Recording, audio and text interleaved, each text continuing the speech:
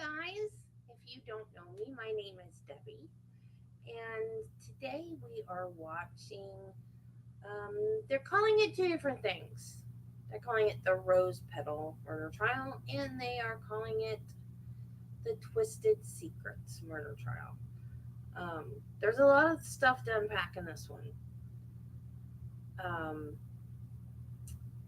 so this is the unaliving of Christina Parcel. She is a young woman that has been married twice and divorced twice. And then she became acquainted with a married gentleman named John Mello. And she got pregnant and he left his wife and family for her. I don't believe they ever got married. They became estranged and they had a bad custody battle. And during this custody battle, she became engaged to a man named Bradley Post. Um,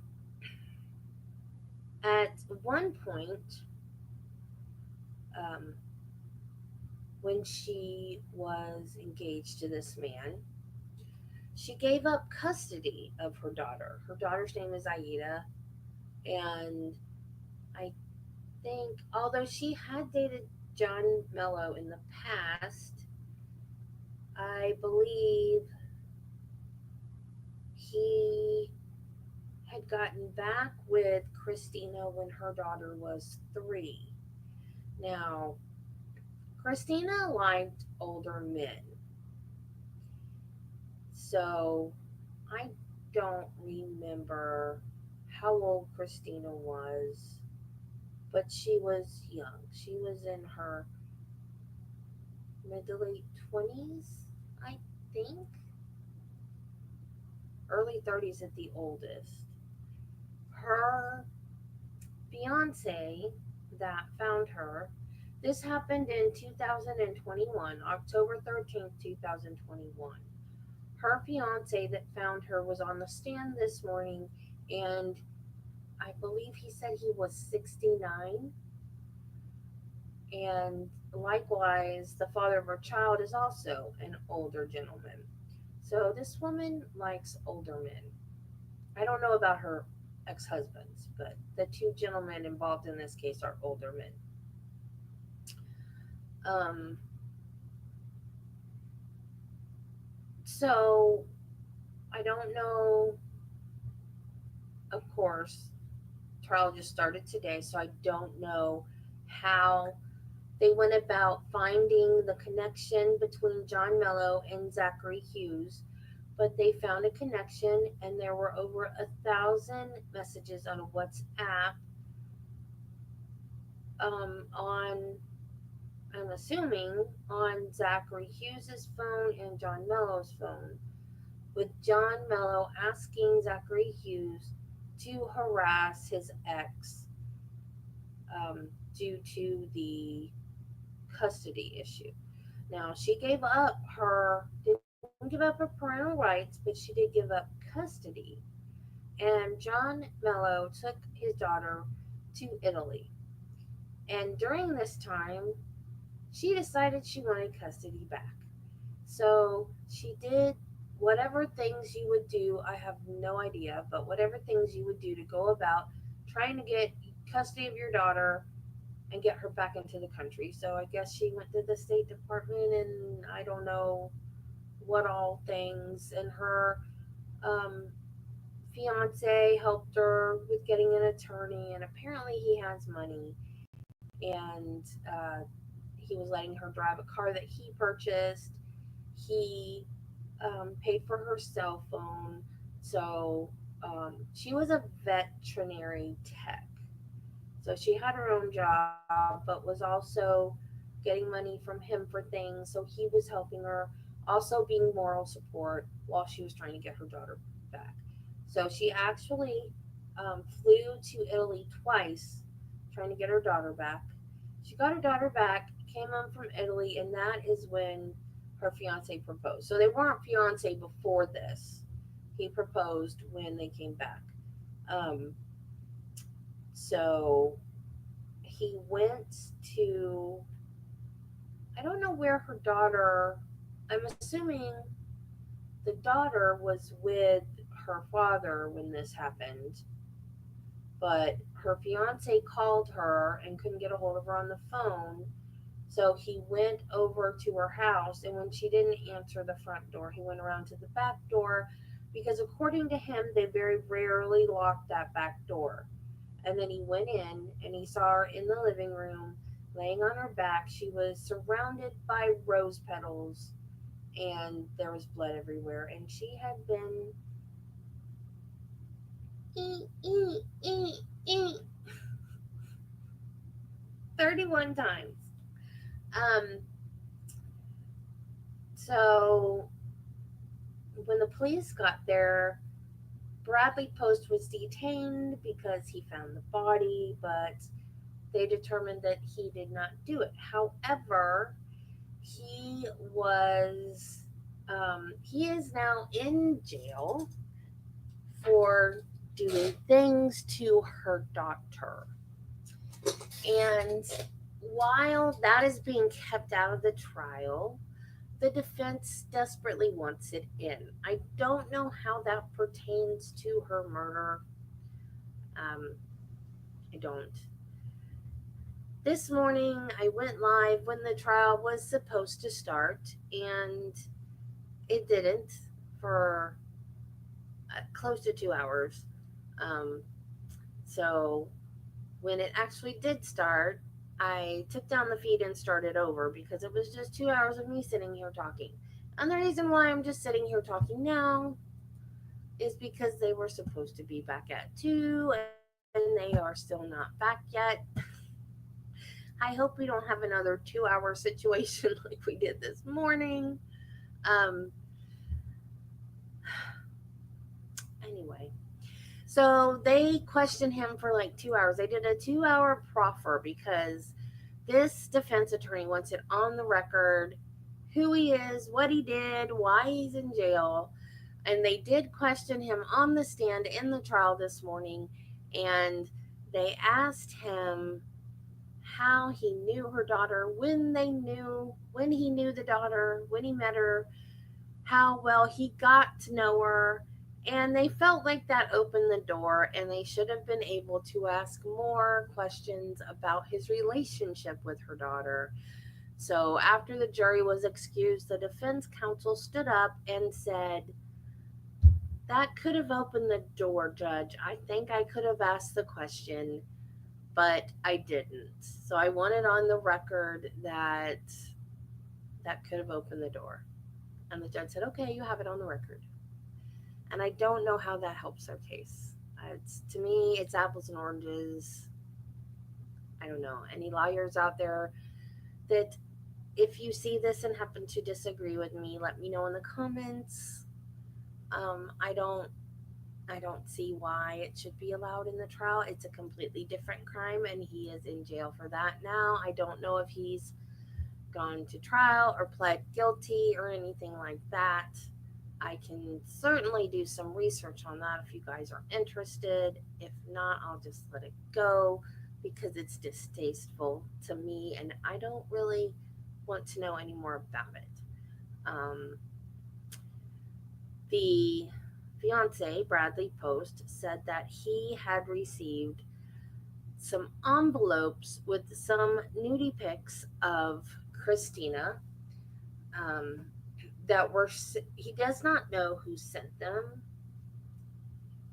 He suspects that it came from John Mello. They came to him with his own address as the return address, as well as a mailing list of other people that were going to receive envelopes. And he went, some of the places were places that he frequented, and one, I don't, he didn't say what type of establishment it was, but he was friends with the owner. So he went to the owner and he said, "You might get an envelope that's going to have my return address on it. If you get it, please don't open it and give it to me." So he got more envelopes. He actually got more envelopes delivered to him, but he didn't open them. He contacted his attorney. His attorney contacted the police. Also, the, I guess, postal investigator was contacted. And I don't know. They didn't go any further with that, so I don't know if they investigated and found out that John Mello were sending the envelopes or anything. So I don't know where that investigation went because they didn't get that far in the questioning of John Mello. Maybe it will come out later in the trial in questions to some other witness, but it did not come out this morning. And um, there was something else, and I don't remember what it is right now.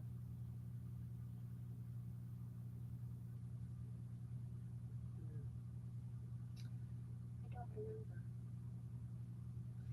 And I really wish they would get started because I think that's it. I think that's pretty much all I know about the case so far. And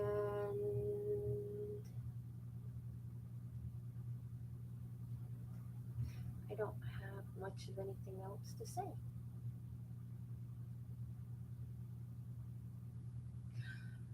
Oh, she was a vet tech. Oh, I know what I was going to say. One of the other witnesses this morning. Is it the 30-minute delay? It's the 30-minute delay. Thank you, just because. That's what it is. I forgot about the 30-minute delay. This is being done on a 30-minute delay because of the sensitive subject matter. So we're not going to actually, they're back at 2, we're not going to actually get to see anything until 2:30. That's why they haven't, that's why it seems like they have not started back yet. Because of the potential for the nudie pics of the victim. And I hope there's no child pictures because there's also pictures of the little girl as well as whatever else he did with the little girl. Like I said, though, I don't know if that part, any of that is going to be in the trial because, like I said, it's not relevant and they're trying to keep it out. So that's why there's a 30-minute delay because they don't want that. I don't know how that's going to help. If they're just going to show it 30 minutes later, I mean, I guess it gives Law and Crime 30 minutes to go back and make sure it's not broadcast. I guess is the only reason. I don't know. So I guess it'll be another 10 minutes before we actually get to see anything. So they had one witness that was like, I guess like an office. Okay, yeah, they can edit it or black it out. So there was a witness that was like an office manager at the um, veterinary clinic where she worked, and she wasn't. It wasn't even like 5 minutes long. She was up there, and all they did was ask her how when she came in for her job interview, and how long it lasted, and if it was for a full time position, and if she worked somewhere else, which she did at the time, and they wanted to know why she was leaving her other job, and the person that interviewed her said they didn't ask her that question, and literally that was that witness's testimony, and it was like a 45-minute interview, and I was like, what was that? Seriously, why did they even need to do that? Like, what did being a vet tech have anything to do with why she was killed? Nothing.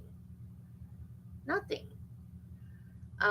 She fostered animals. When there was an animal that came into the vet that, someone brought in that needed vet care, but there was no place to home them, she would foster them until they got a home. And Kathy from Gossip, Rumor, and Innuendo, the first feed I started, I put a link to her channel. Well, specifically to the video that she did this morning on this case. And when I deleted that stream, because it was just me talking, because they started late because of the proffer, I forgot to put it back in the description of the other videos that I did today.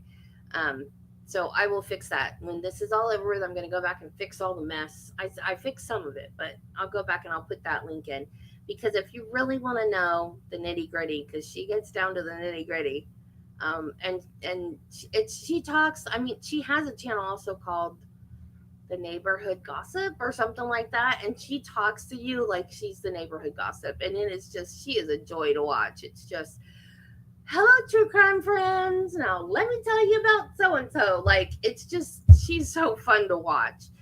But she used the word diddling in reference to dogs and cats. So, and in reference to her fiance. So not only did he maybe do that to her daughter, he did it to her foster pets as well. I really hope she wasn't serious about that. But I don't think that's something she would joke about. I mean, she does joke a lot, but I don't think she would joke about that because that's quite disgusting.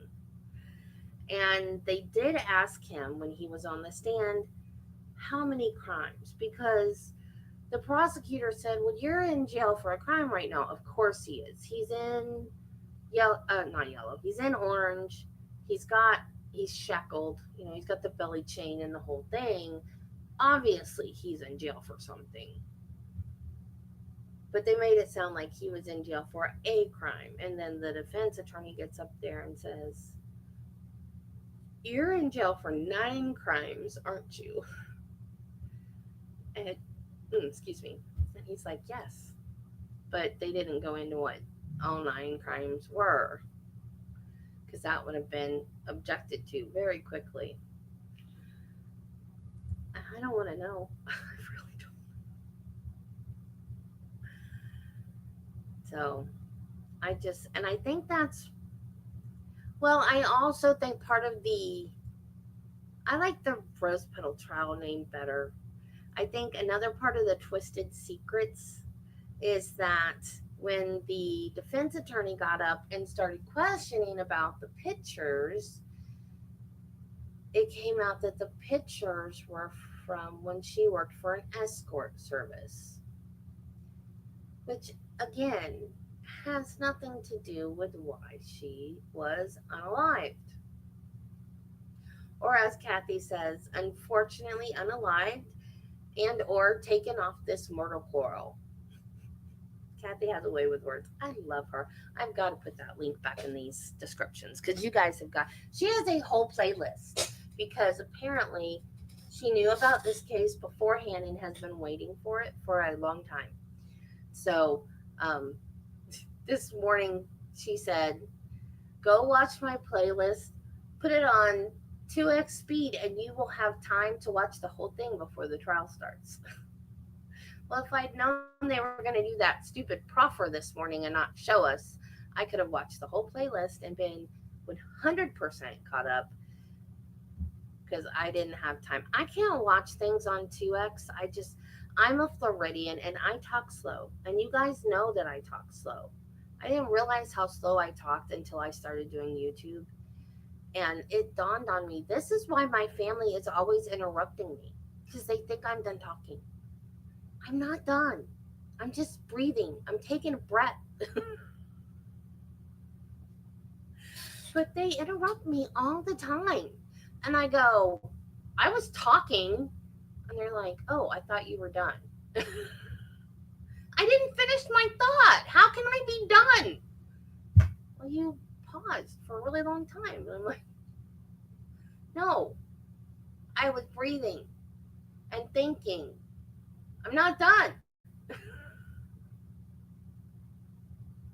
And when I watch stuff with other people and there's a slow talker, they are complaining. Can we speed this up? Is this live? If this is pre recorded, can we speed it up? Because that guy talks so slow, and I'm like, what? I'm fine. I'm sorry, y'all. That's just the way I talk. I apologize. I'm so sorry. And Kathy's already a fast talker. If I were to speed her up, I wouldn't catch a word of what she says. I wouldn't. I couldn't do it. I just couldn't do it. I have a friend that's actually subscribed to my channel, like a real life friend, not an online friend that I have known, gosh, since I was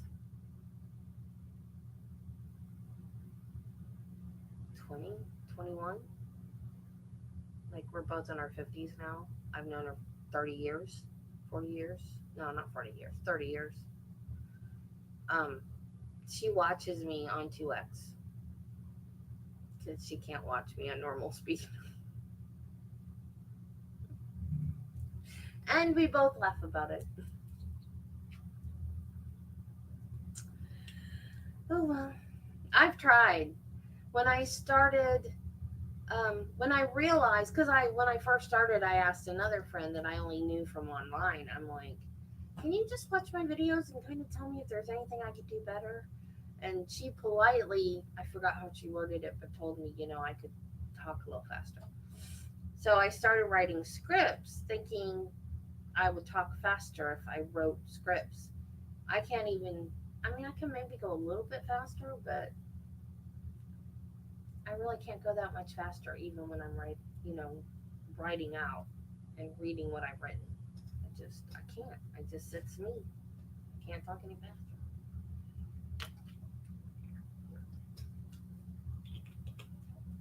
Okay, it's 2:30 now, people.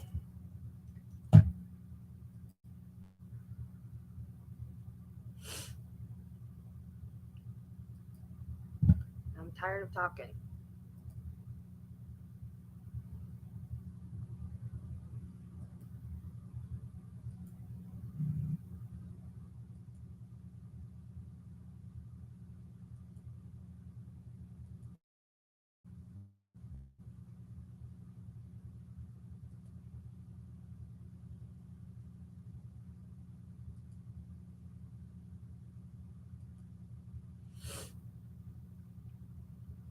But this guy, this kid, I don't even know how old he is, but I'm old, so he's a kid. He is a Juilliard trained pianist that has memorized all of Beethoven's sonatas and wanted to get into Juilliard to begin with because it's hard to get into Juilliard. And then to memorize music.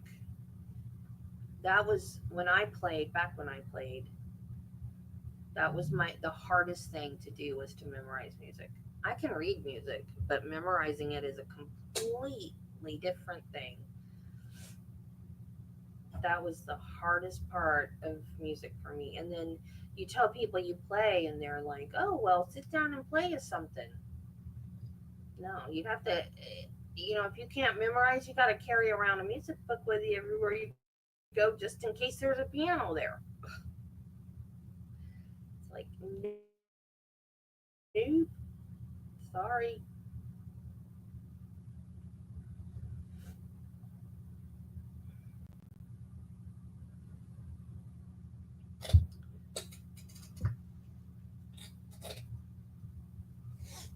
And you know, anybody out there, if you have kids that want to do something, I encourage you, let them do what they want to do, not what you want them to do.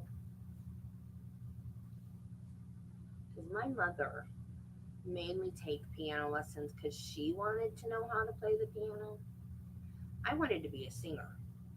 I still love to sing. And my mother, well, I love to dance too. And she put me in dance first and then took me out to do piano. I never really cared for piano. I would have loved to stay in dance. And then when I got older, I wanted to sing, and she completely ignored that. In fact, I sung in church one day, and then, let me see, how old was I? 10, probably. I was about 10. I sang in children's church, and then um, my children's church leader after church told my mom how proud he was of me and what a good job I did and everything. And she acted like she was all proud of me too. And at home, I got in trouble because I shouldn't have stood up and sung in church by myself in front of everybody. I don't know why. Because they liked it. I didn't do anything wrong. But it embarrassed her.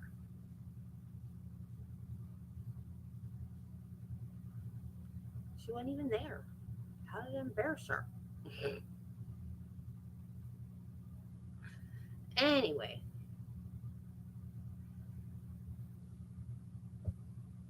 all right, come on, people.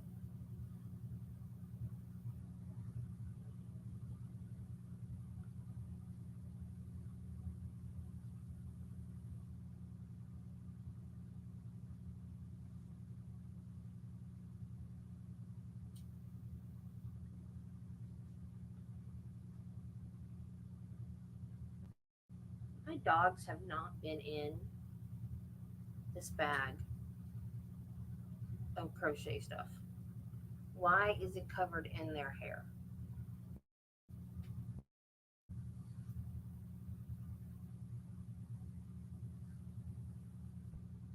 Does it just get airborne and float down over all of my possessions? Is that what happens? Jury panel back in. No, Your Honor. No, Your Honor. Okay. Let's bring them in.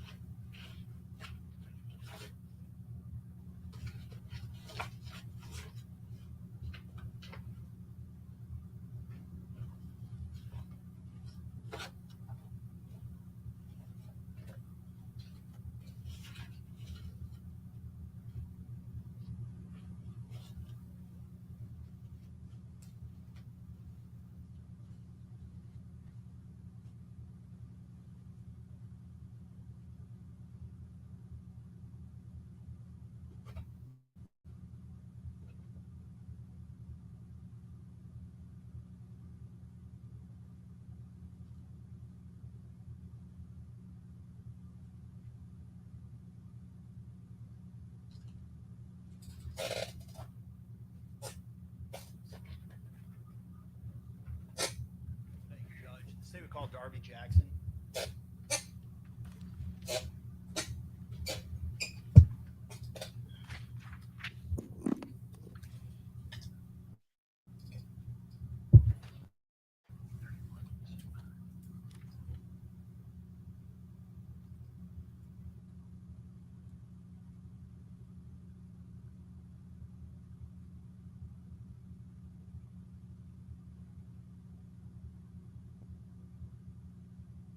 That stenographer mouth thing just grosses me out. It's the nurse in me. It's just so. It looks so unsanitary. Every time I see one, I cringe. I wonder if there's some type of liner or something that goes inside of it. There has to be.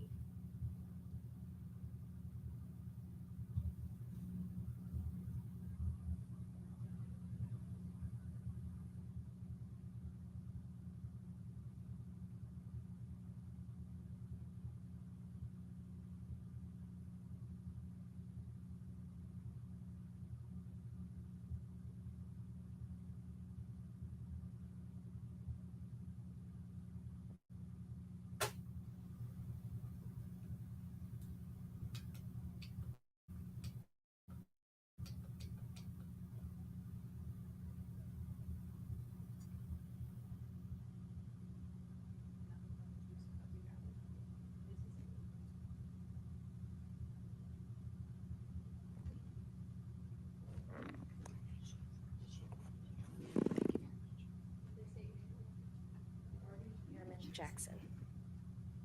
Jackson, good afternoon. Good afternoon. Where are you currently employed? I am a paralegal for the Lawrence County Attorney's Office, Okay. Back in October of 2021, where were you employed then? Greenville County Forensics. What specifically was your role with Greenville County Forensics? I was a forensic evidence technician, so I would respond to scenes, process scenes as needed. When you say process scenes, what kind of activities would you be doing when you're processing scenes? So it depends on the scene. I would typically I would document the scene, taking photographs, taking video if necessary, collect evidence, process for fingerprints and such. And were you involved in this particular case specifically? Were you involved in processing a scene on 122 Canebrake Drive in Greenville County on October 13th of 2021?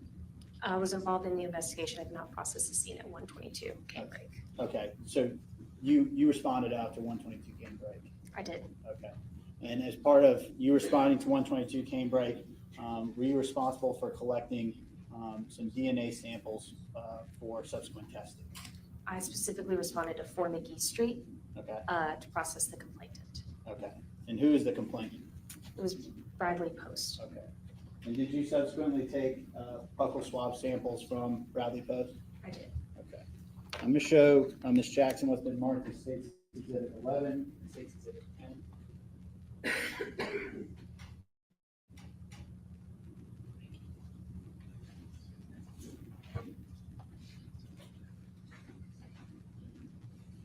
Showing you State's Exhibit 10 and 11. Do you recognize the two items that I've handed you? I do. Okay. And I believe they're labeled, so State's Exhibit 10, DHE2, and State's Exhibit 11, DHE1. DH being your initials? That's correct. Okay. So, to your knowledge, these are the samples that you collected at the time of your involvement in this case. That's correct. And after you collect these samples, so first, let's explain to the jury, when I say buccal swab, what exactly is that? So a buccal swab is a cheek swab. We will take a sterile tubed cotton swab, essentially, so the inside of whomever that we need to get it from, their cheek. Okay. And you thereafter place it in a container like this? That's correct. And after you place it in the container, you seal it? Then I take it to property and evidence, and my involvement is complete.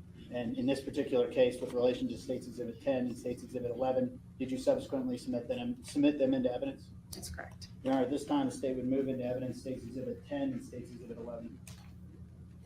No objection. Thank you, counsel. Without objection, number 10, number 11.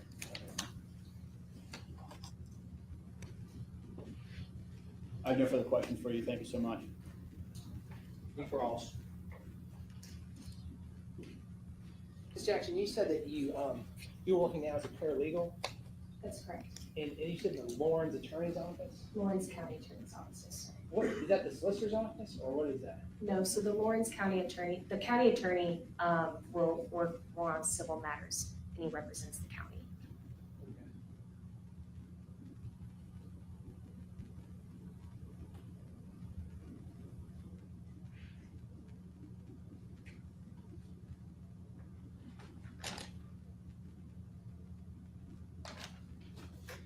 I don't know if Mr. Hoffman asked you this. If he did, I apologize.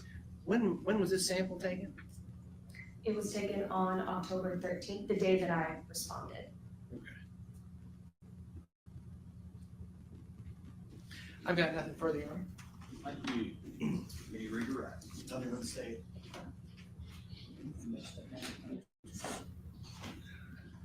And she's thinking, I took a whole day No off work for this? Okay.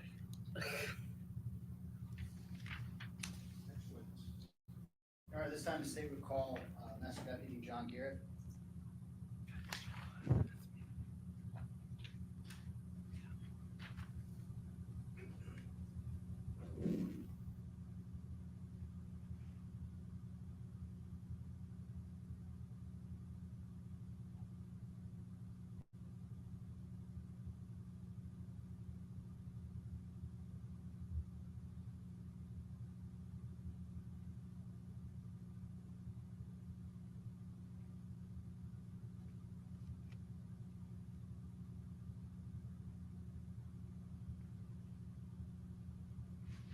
You solemnly swear or affirm to tell the truth, the whole truth, and nothing but the truth, so help you God. I swear. Thank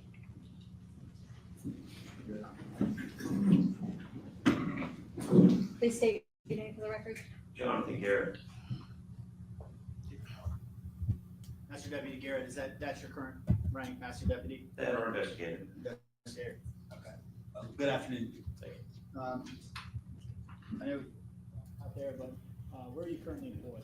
Greenville County Sheriff's Office. Okay. And what role specifically? I'm a homicide investigator. Okay. Were you employed with the Sheriff's Office back in October of 2021? I was. Okay. And what role was it? Same? I was a homicide investigator. Okay. Were you involved in the present case specifically on October 13th, 2021? I was. Okay. Did you respond to the scene at 122 Canebrake? I did. And when you were responding to the scene, what specifically was your role there? What were your priorities in responding to the scene? I was at the law enforcement center at the homicide office when the call came in, and officers, or other investigators and officers were already at the scene. So before I left, I was tasked with obtaining the search warrant for the scene at 122 Canebrake. Okay. And so on getting that search warrant, you thereafter go through the scene? Yes, I do. The house, I mean. Correct. And once I obtained it, I delivered it to the scene and responded for any other duties that were requested. Okay. What were your observations of the scene at the time that you went through it? When I got there, the road was blocked off, probably a block or two on each side by patrol vehicles, yellow crime scene tape, and we also had personnel blocking intersections and protecting the scene around 122. Okay. And so going through the house, what were your observations there? I didn't do that until later that evening. I was there for hours. Crime scenes was processed and documented the scene. So I was waiting for another task, and I was documenting information where other investigators were going door to door looking for like video surveillance and things like that. But I didn't have another task until later in the afternoon. I did a secondary search, or later. It was hours later, almost at dusk, to go through the crime scene. So that would be after the technicians go through, collect what they deem necessary? Yes. Okay. So at the time you went through the scene, were you able to identify or collect anything at that time? Yes. I was with the investigator's department at the time, in a white plastic bag with a white powder substance in the living room near the front door. Okay. You said the living room. Was the living room the same room that Ms. Parcel was found? That's correct. Okay. If I showed you a picture of that substance, would you recognize it? I would. Okay.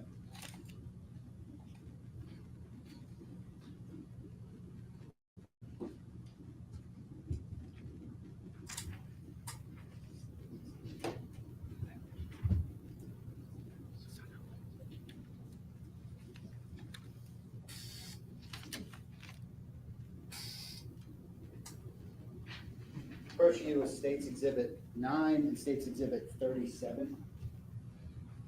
Starting with State's Exhibit 37, what is that? That's the clear plastic bag with the white powder substance I observed in the living room area. Okay.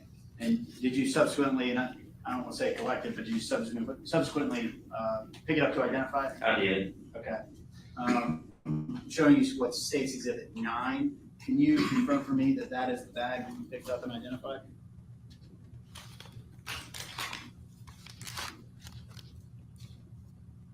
It is. So that's the position that you found that bag when you went to the house. That's correct. And then 9 is the actual bag. That's it. Your Honor, this time the state would move State's Exhibit 9. I don't have a problem with the photograph coming into evidence. I don't think the full foundation has been completed for 9 in order to be entered into evidence. I'm happy to continue later. Number 37 comes into evidence, lay the foundation. After collecting what is State's Exhibit 9, what did you do after that? I conducted a field test on it to see if it was a controlled substance. Why do you say, so in your first observations, you believed it to be a controlled substance? Yes, sir. I had a previous assignment in narcotics for 14 years, and to me it appeared to be the way it was packaged, and appeared to be a controlled substance. Okay, so what occurred after you conducted a field test? It did a presumptive test for cocaine with a field test. After that field test was conducted, what did you do thereafter? It was ultimately secured in the property and evidence section at the Greenville County Law Enforcement Center to be secured. So it was thereafter submitted into evidence? It was. Your Honor, at this time, the state will move into evidence. What is State's Exhibit 9? Your Honor, I again continue my objection. There hasn't I thought he said it was a black powder. Did I mishear that? Or does cocaine come in a black powder? I thought it was only white. Am I going crazy? been a full chain established yet throughout the continuation of where that evidence went. So until that happens, we would have an objection to being entered. Anything you say? Your Honor, a full chain doesn't need to be established at this point. This is the individual that collected State's Exhibit 9, conducted the initial the field test of State's Exhibit 9. At this point, the foundation's been laid for whatever it may be to be introduced.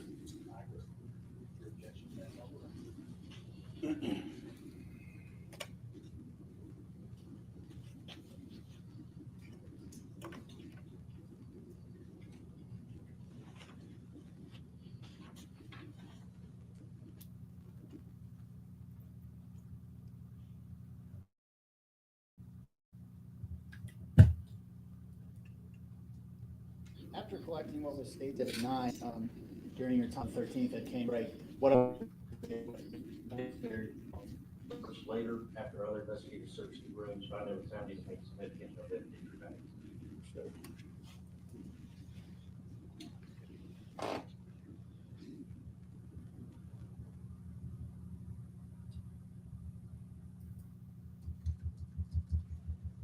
Thank you, Investigator Garrett. I have no further questions for you. Thank you, so what was the reason for going back into the residence later that day? I was on another team we were assigned different rooms to search for evidence. And I can't remember the rooms I searched, but I think there were the living room, another bedroom. There's multiple rooms in the residence, and groups had already searched, and then other investigators would search and cross and search behind them to make sure we didn't miss anything or just double check each room. Do you know how many investigators and forensics technicians had already searched the house?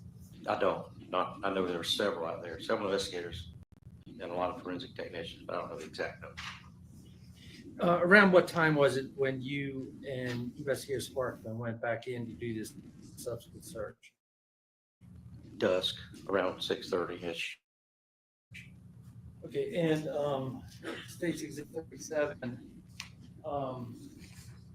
you said accurately portrays where that bag with suspected controlled substance was when you saw it? It does. So that is before it was moved. as far as what. I'm sorry, this is before any officers. That's right. That's where forensics documented its original location. And so it is clearly observable to somebody walking by.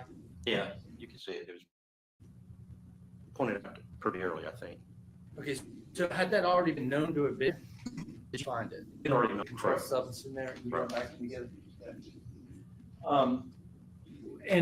And so what you did with the bag then was you took it to the property and evidence room? Eventually. Yes, sir. Okay, when would that have been? How much later? It was that day. I think it was logged in on the 13th. Later that day, myself and Investigator Sparkman together did. Okay, you Investigator Sparkman. Do you know who's, was it you, Investigator Sparkman, in the chain of custody? Him. I was with him because I went and field tested before we took it. And And, therefore, we gave me the item number JS for Sheriff Sparkman for. Okay. Item number. And do you know who got it out of the property and evidence room? To be tested.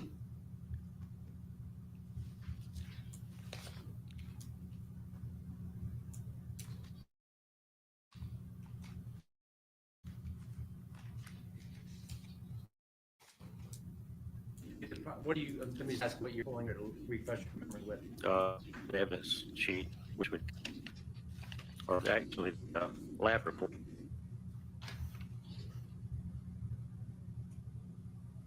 I don't have what chemist, but it would have been brought out later, at a later date, to be positively identified by the forensic lab, but I don't know what chemist did. Okay, so would the chemist have come and gotten it, or did somebody else get it and take it to the chemist? No, the chemist would come down. They would put in a request saying it wanted to be analyzed, and then the chemist would come from the lab, pick it up out of property evidence, take it back to the lab. Okay, so you don't know who the chemist was? I do know. You don't know then how that state's exhibit number 9 after you? I don't. Did you bring it to court today? I did not. Do you know who brought it to court today? Not exactly. I could assume it would be the lead investigator department. Who gave it to Investigator Sparkman? In property evidence, I do not. Just a couple of questions. Did you have any other involvement in the case after the 13th? Yes, I obtained another search warrant for 2 Tyndall Avenue. For what? Okay, and when did you write your report? I wrote it months earlier, but it wasn't finalized until October 2024. It was a rough draft. It didn't get processed. What is being? Clear through what code 5, an incident report system where it's set in limbo for a time as a draft before it was approved. Okay, when was it approved?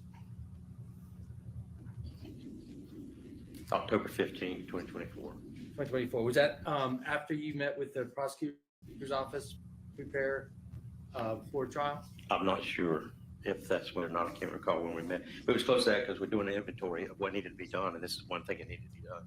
For finalizing the report? That's correct. One moment, please. Thank you. Nothing further. Anything else? I would say,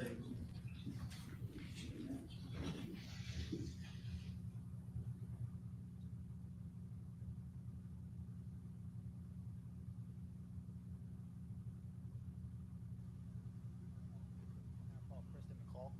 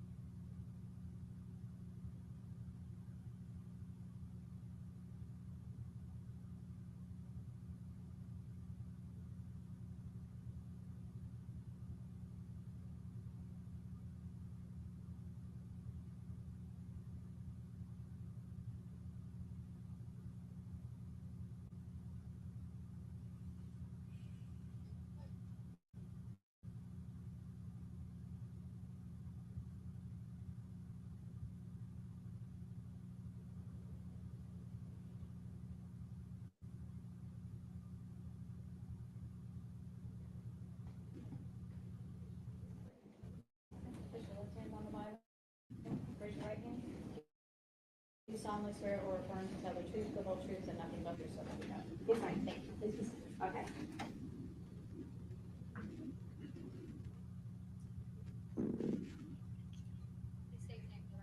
Kristen Marie McCall.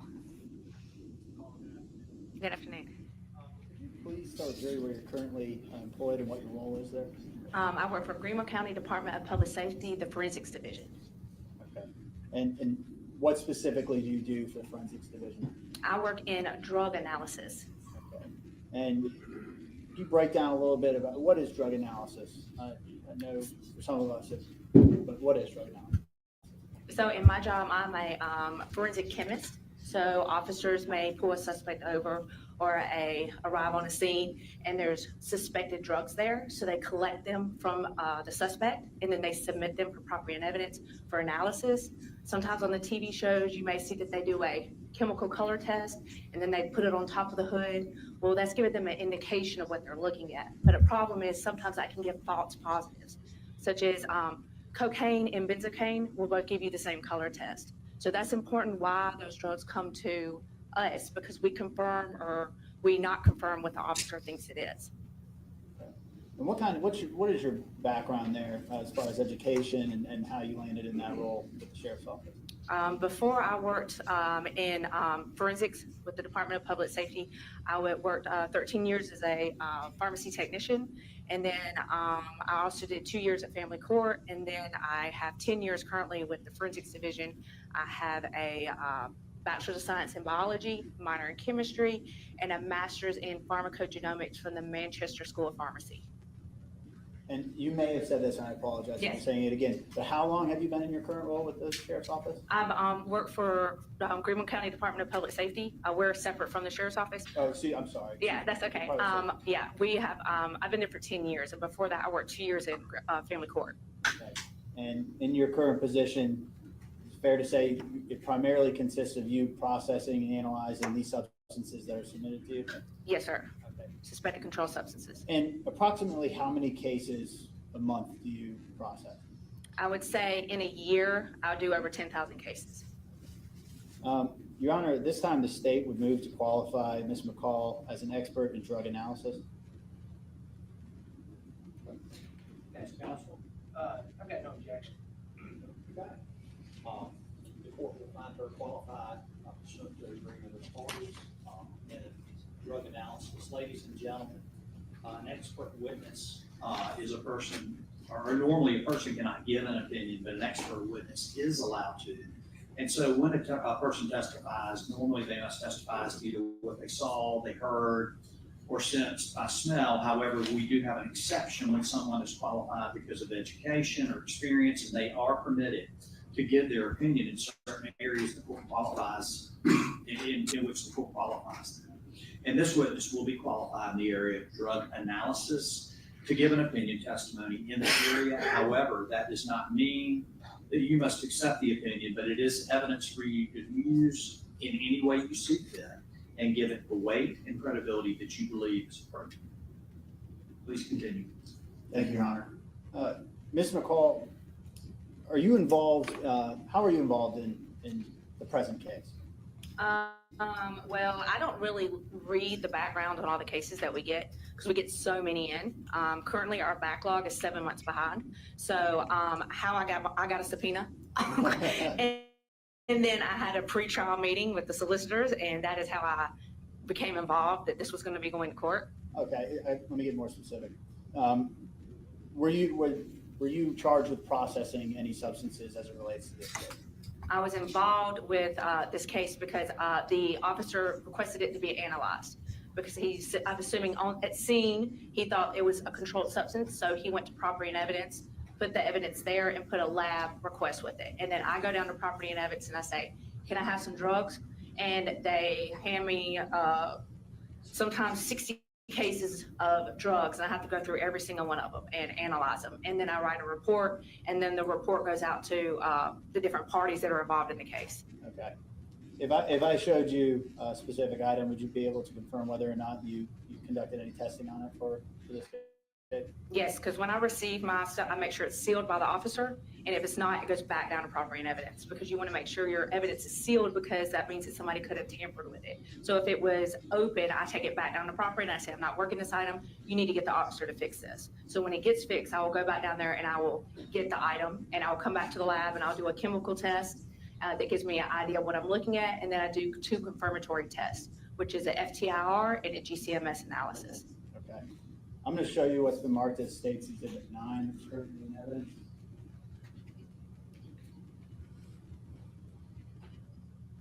Showing you State's Exhibit 9 there. Okay. Could you confirm whether or not that's the item that you did testing for specifically for this case? Okay.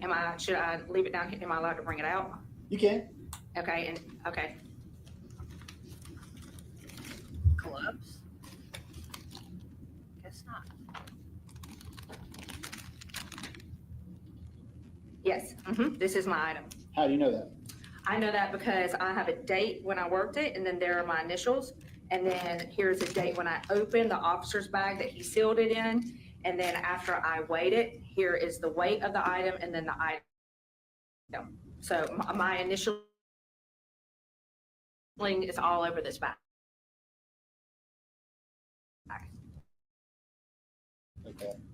Did you create a report that indicated your findings as to what the 901, for the purpose of authentication of the exhibit, the state has to establish from beginning to end, because it's fungible, who handled it, what they did with it.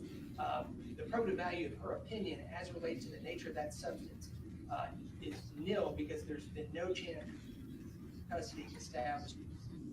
There's no full chain of custody established as to what happened from the time it was seized, time this was tested. We would object to the report. Thank you. Thank you, Your Honor. I can ask the question again. What were the results of any testing you conducted on State's Exhibit 9?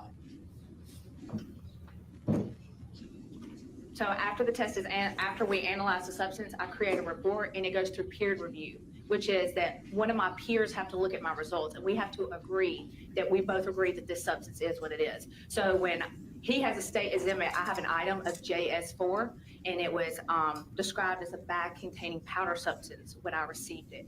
But when I work my cases, I take everything out of the bag, because weight is very important when you're looking at charges for individuals. So I did create a report, and here it is. Okay. And what did you determine? Did you determine that that item is a controlled substance? I did determine that this item is a controlled substance, yes. And what controlled substance? Cocaine, 4.97 grams. Okay. Can you speak a little bit, and I realize extremely complex, but when you spoke about it a little bit, but what type of testing you do to break down that finding? Yes, so at first I do a chemical spot test, like I said, like you watch on the shows, just to give you an idea. You get a color change. You're like, okay, like blue, maybe benzocaine, cocaine, procaine. So in this instant, I got this bag containing powder substance, took it out of the bag, weighed it. That 4.97 grams is the net weight, not the gross weight. Then after that, I ran it on an FTIR, and that basically puts light through the drug so it vibrates and then you can see it. But the problem in this case is that the FTIR is only good for pure substances. It's not good with cutters. So sometimes when people sell drugs, they like to bulk up what they have. So they put other things in it. Say they might put procaine. There might be procaine, cocaine, and benzocaine in there, but I'm looking for that cocaine. FTR, I cannot see it. So I have to take it to another instrument called the GCMS, gas chromatograph mass spectrometer, and it will separate out each individual ones. So if you go to your house and you take 5 different pills and you crush them all up and it's a white substance and that comes to me, I can tell you everything that you put in there. Okay. So I know you spoke to it earlier, but how many times, ballpark, have you analyzed cocaine specifically in your current role? Oh my goodness. I've been working 10 years and we do over 10,000 cases. I would say in Greenville, methamphetamines, number 1, cocaine and fentanyl. Cocaine's probably fentanyl's probably coming in at number 2, and cocaine's probably coming in at number 3. So not as often as it has been in the past. It's just you drug trends of what people are doing. Safe to say hundreds of times? Oh, yes, definitely. Okay. What would you say is to the quality of the cocaine that states Exhibit 9 in this particular case? Well, I can say after the analysis, it did have cutters in it. So usually when we analyze cocaine or cocaine base, which is crack, we can use the FTIR because it's usually a pure substance. But in this case, I couldn't see that backbone of the drug, so I had to take it to the GCMS. So it did have other substances in it. So I can't tell you a number on purity, but I can tell you that there were other substances in it. At least to the extent that you had to do subsequent I had testing. to do a subsequent questions, yes. I have no further questions for you. Thank you. Thank you. Cross-examination.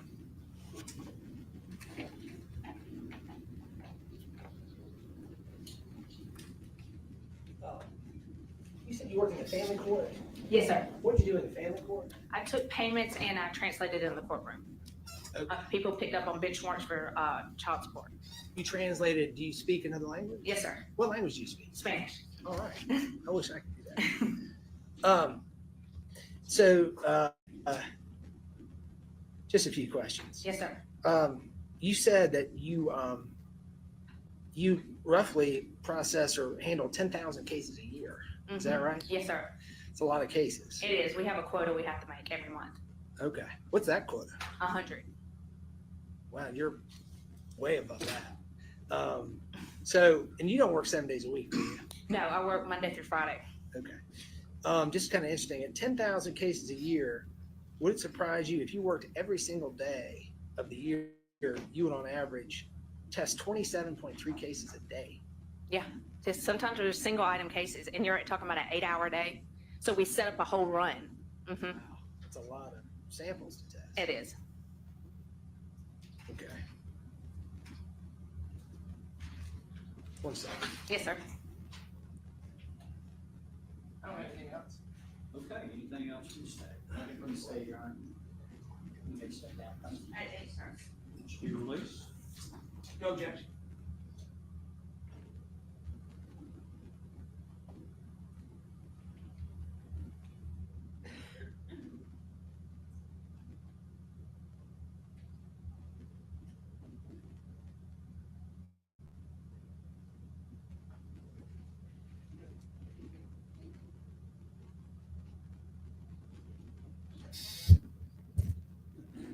Your Honor, at this time, the state would call Milagros Miracalo.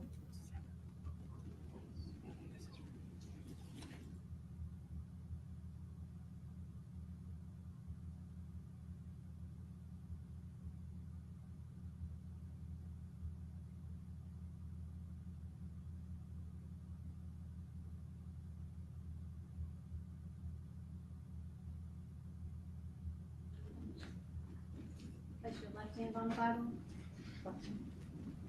Raise your right hand. Do you solemnly swear or affirm to tell the truth, the whole truth, and nothing but the truth, so help you God?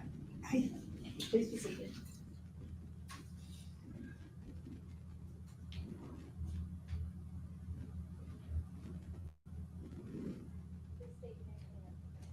Milagros Maracayo.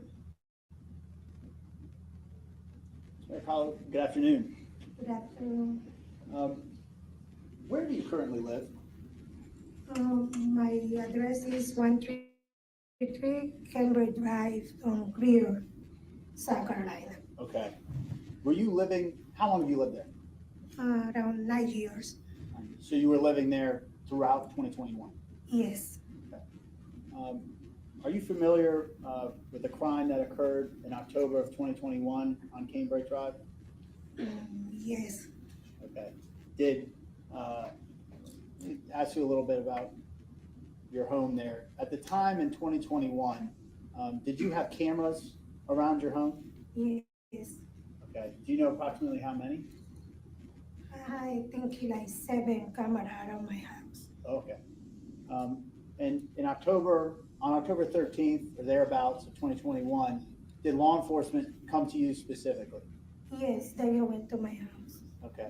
And what were did they ask about some cameras? Yes, they do ask about if I have some camera available. Okay. Did you give them access to your cameras? Yes, I did. Okay. And to your knowledge, did they take footage from your cameras from that day? Yes, they already. Okay. Have you had the opportunity prior to trial to review footage from your cameras that day? After they already did it, yes, I was looking for. If I showed you the USB of that footage, would you recognize it? Yes. I'm going to show you what's marked as State's Exhibit 15.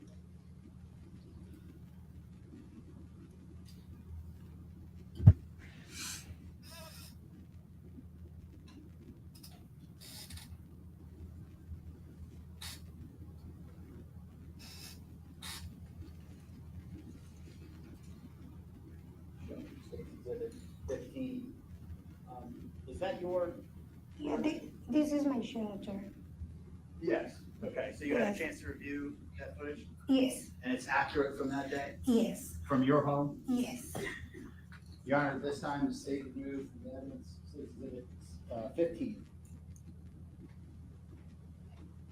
We have no objection, no. Without objection. Number 15. Mayor Collins, thank you so much. I have no further questions for you. Okay.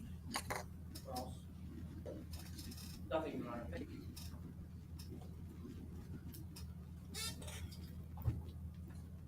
I totally missed that. I don't even know. I didn't catch your name. I didn't hear any of the questions.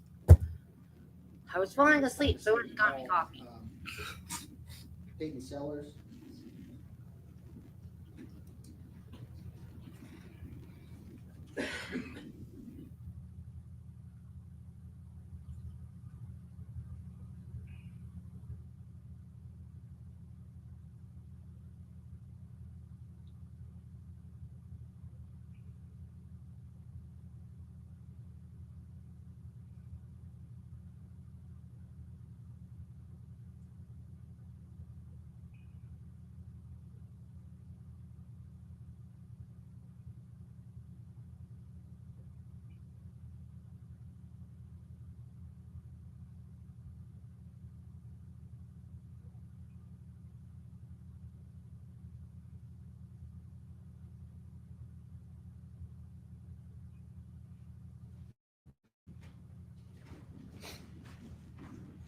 Please stop at the end of the bench. Place your left hand on the Bible, raise your right hand. Do you solemnly swear or affirm to tell the truth, the whole truth, and nothing but the truth, so help you God? Yes. Thanks. Please be seated.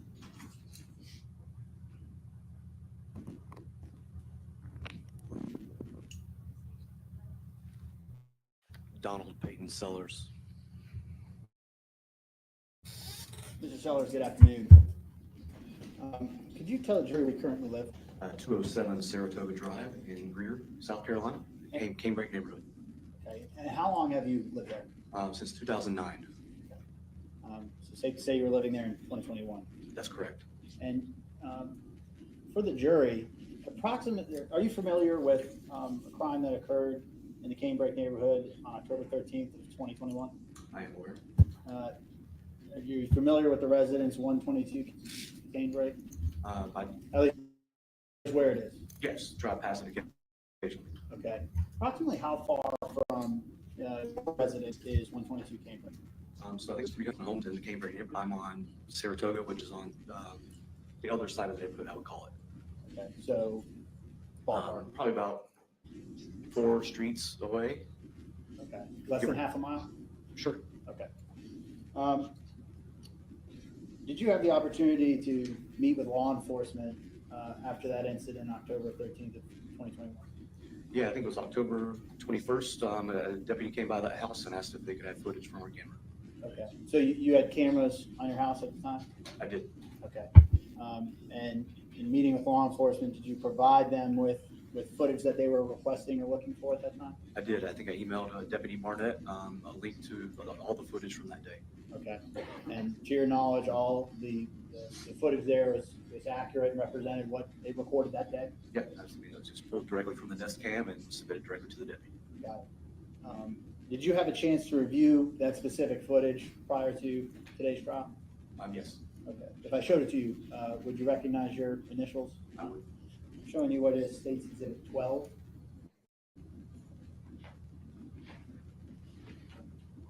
Yep. Are those your initials on State's Exhibit 12? Yes, it is.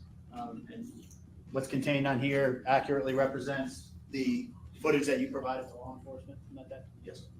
Your Honor, at this time, the state would move into evidence State's Exhibit 12.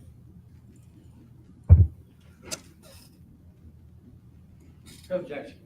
Without objection. Mr. Sellers, I have no further questions for you. Thank you so much. Any problems? We get to see the Question, footage. Mr. Sellers, so you say you're about 4 streets away, somewhere around a half mile away? I mean, but I would call it the other side of the neighborhood. Yes. And you've been made aware that the incident was on 10/13 of 2021, right? That's correct. And had you spoken to any law enforcement officers between October 13th of 2021 and October 21st of 2021 when you turned over the video? No, not until the deputy came to my door. Okay. Had you looked at those cameras to see if there was anything of significance prior to the officers talking to you? No, sir. I had no idea what they were looking for at the time. They just asked me to submit the date's footage, and I did. Okay. So you were just asked to give them all the footage from this one particular day? That's correct. Do you remember from how early until how late? It was, I mean, basically the officer came to my door on the 21st of October of 2021, and I submitted pretty much the entire day's footage from the October 13th. And the way you gave it to them was by email? By email, correct. I emailed a link that gave them the full width of footage that they were looking for, and I think it was just, they said, give me as much as you can, and I gave it the entire date range. Okay. I think that's all I have. One moment. No more questions. Thank you. Anything else? Nothing to say. You can step down. Thank you, sir. Thank you.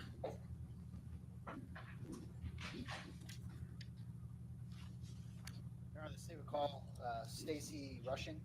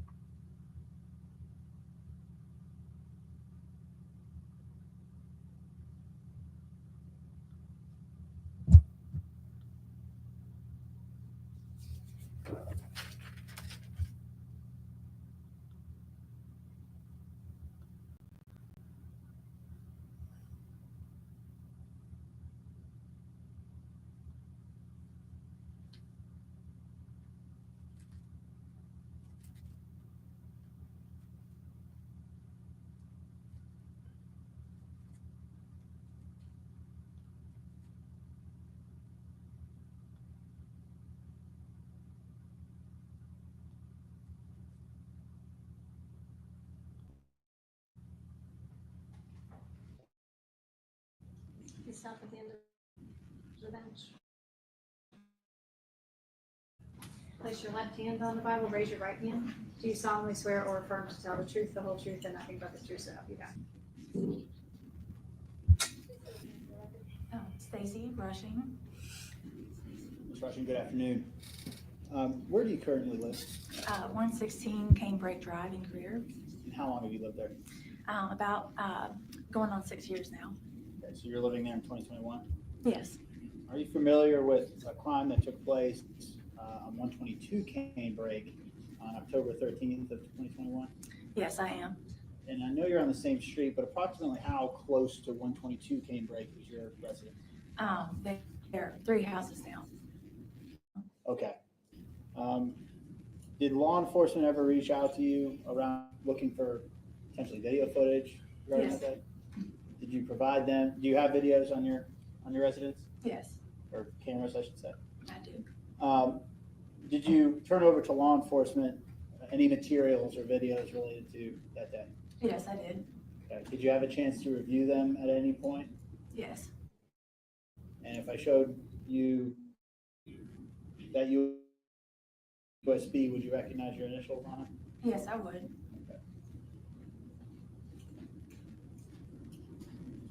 Those your initials on there? Yes, those are mine. So did you have a chance to review the contents of this USB? Yes. And to your knowledge, is it accurate and represent events that took place that morning? Yes, it is. Okay. Your Honor, at this time, the state would move into evidence, State's Exhibit 13. No objection, Your Honor. No objection. Mr. Rushing, thanks so much. I have nothing else for you. No question. Okay.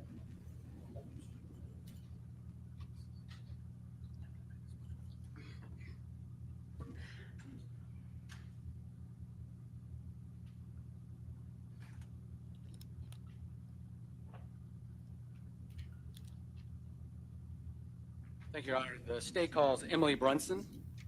Why? Why? They're they're not playing the video, so they must not have found anything on the video. So why are they calling those people to say I gave them video? I don't understand what is happening. This has got to be the most boring trial I've ever watched. No wonder nobody is watching this trial with me. Because it's freaking boring.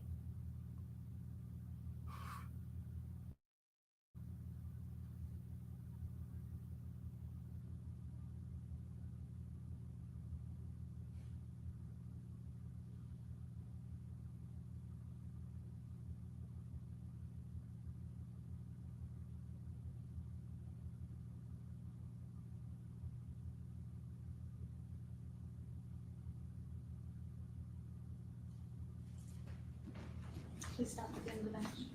Please place your left hand on the Bible and raise your right hand. Do you solemnly swear or affirm to tell the truth, the whole truth, and nothing but the truth, so help you God? Okay, thank you. Please be seated.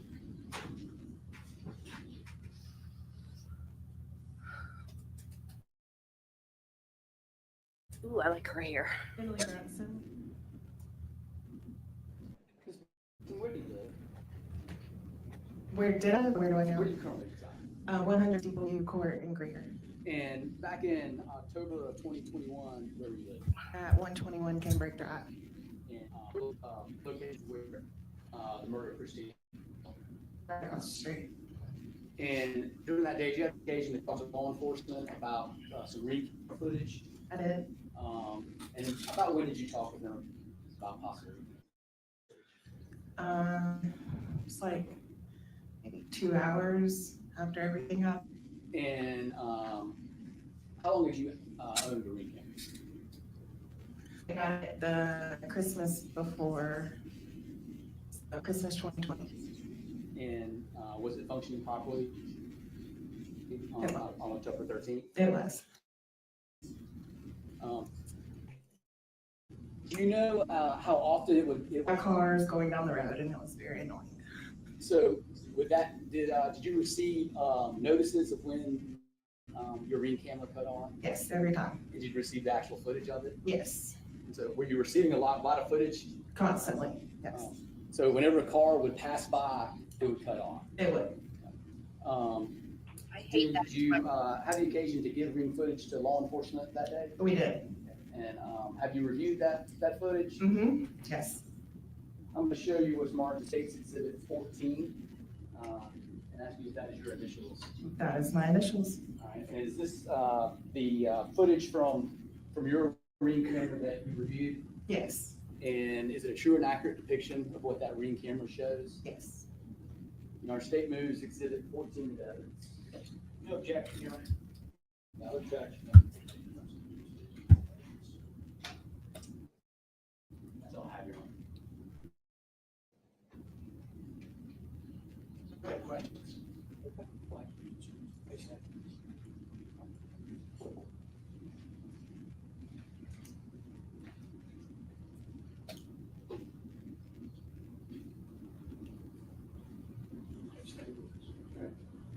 Your Honor, the state would call Harvey Shropshire.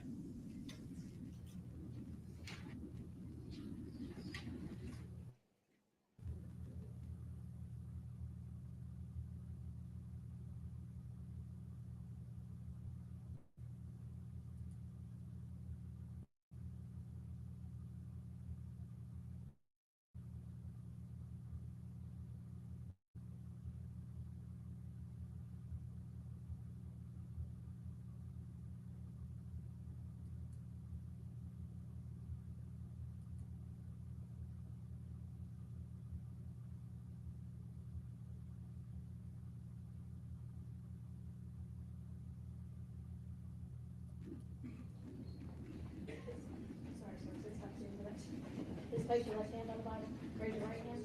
Do you solemnly swear or affirm to tell the truth, the whole truth, and nothing but the truth, so help you God? Yes, please.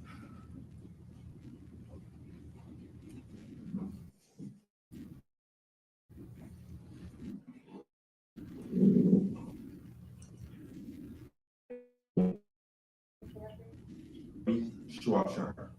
Shropshire. O-P-S-H-R-E. South Carolina Law Enforcement Division, or SLED. Ooh, SLED has 25 entered years. the trial. Agent. Part of my jobs is audio enhancements for the state. For SLED? Yes, sir. All right, so tell this jury how that works. So, what we do in tech services, once we had that part of the division is whomever, it has to be local law enforcement or federal, will bring the product to us and we input that information into the computer to a format in which it's recognized. And are you basically working enhancement software? Yes, sir. And have you had any special training on that enhancement software? Yes, sir. What type of training? Through the company that we use is the computer system is adjudicated. They send us off to Cary, North Carolina for training. And how long is that training? Well, it's ongoing, yearly software update. And once you get your certification, you certify to enhance video and audio through the system. And what are the abilities of this software? It's only enhanced what's given to us. We can't change anything. Matter of fact, when someone brings us a video, we dump it into the system. We give the original back to whomever brings it to us, and we enhance while they're there, tell us what they need and want. We enhance it from a still shot, and also we put it on CD or DVD form. And then is that what you return back to law enforcement who requests it? Yes, sir. Is it typically requested by law enforcement that you assist them in enhancing some sort of video? Only law enforcement. We don't do it for the general public. Yes, sir. And does it matter where the video came from? If it came from a Ring camera or a Nest camera or any of the like, does it matter? It doesn't matter whatever format they bring it to us. If it's analog or digital, we dump it into the system. Of course, we got to have a means of dumping it into the system. Through a VHS tape, we put it into the system and it converts into a format we can enhance. So in this particular case, did law enforcement request you to enhance some videos? Yes, sir. And did you do that for them? Yes, sir. Okay, now I know why they had those boring witnesses. Already admitted into evidence is videos of 121 Cambridge, 133 Cambridge, 207 Saratoga, and 116 Cambridge. Yes, sir. Did you have the occasion to dump those items into your system and assist law enforcement in enhancing That those? makes Yes, sense. sir. And once we dump it into the system, whatever we finish, we always put it on a CD or a DVD, and we mark it and give it back to whatever department brings it to us. I'm gonna show you some, and can you create stills enhancement from video? Yes, sir, we can. And how do you do that with this video? The system, we make sure our system's never on the network, so no one can have access to it. Only the persons who are there to enhance the video. So once we do that, we have a printer that's set up for the particular enhancement machine, and we print it from there and give it to whomever needs it. And so you print them out right there? Yes, sir. And that's the enhanced part of the video? Yes, sir. So you can, I guess, see, the person see deeper into the picture, Right. in essence? And also, we also give those printed videos or printed still shots onto that same media, so that officer will have that same stuff too as well. He or she also. And then they take that Yes, media sir. with them? Yes, sir. All right, I'm gonna show you what's been marked as.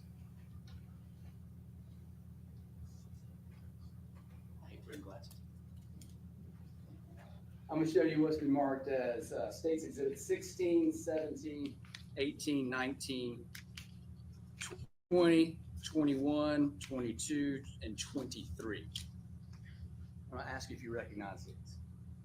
Please take your time.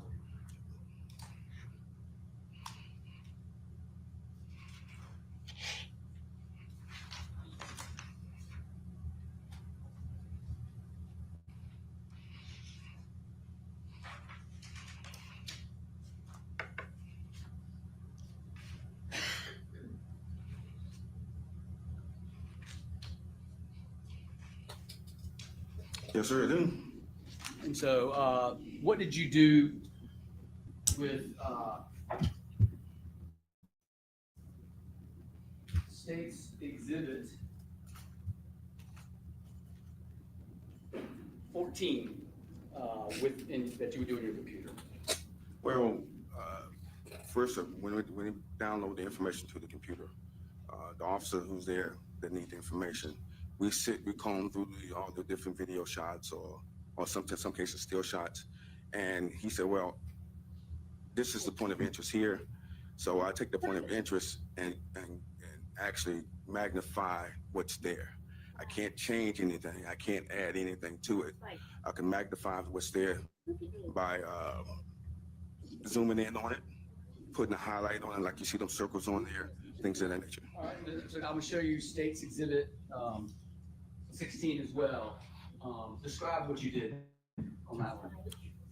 Well, one of the things that we try to do is, if we have a person of interest, if you can get the video and comb it and follow it to where he or she is going to get some type of identifying marks off the person. In some cases like this, when it's a long distance like this, we tell that person, whoever the police officer is, hey, this guy's of a certain height or a certain build. Whereas he and she can go back to wherever the crime has happened, he can mark it and pinpoint how tall that person is. We do the same thing when it comes to bank robberies as well. We try to get them in the doorway to figure out how tall he is or how wide he or she is. So in this case, did you enhance a particular area? Yes, sir. The front doorway, you can see the individual with a white sweatshirt, appeared to be a white sweatshirt on, and it looked like a backpack. Your Honor, State moves Exhibits 16 through 23 into evidence. We've already viewed those when we do not have an objection. No objection, 16, 17, 18, 19, 20, 21, 22, 23 come in as states, exhibits come into evidence. All right, Agent Shropshire, I'm gonna ask you about State's Exhibit 15. That would be 133 cane break. Was that taken down to you for enhancement as well? Yes, sir. All right, and I'm gonna show you State's Exhibits 24, 25, 26, 27, 28, 29, and 30. Ask you to take a look at those and see if those are the stills that you assisted law enforcement enhancing.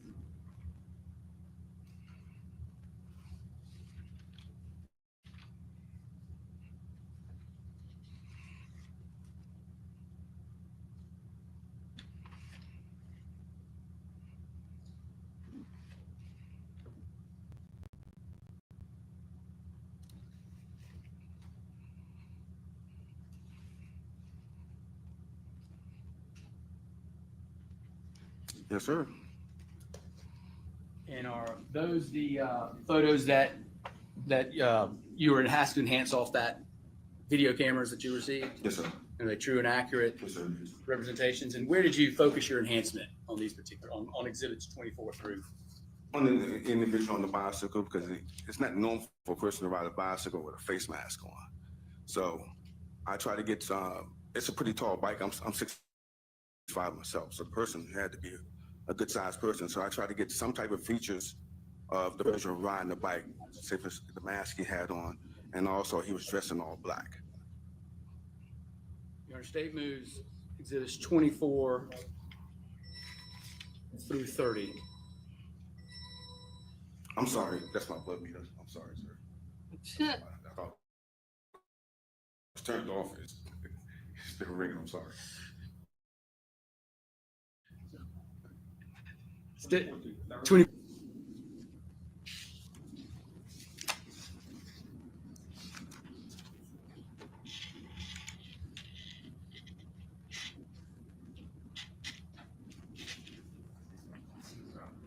No objection. No objection, states exhibits 24 through 30 come into evidence. And then I'm gonna refer you to State's Exhibit 12, where you asked to enhance photos on that particular ring camera. Yes, sir.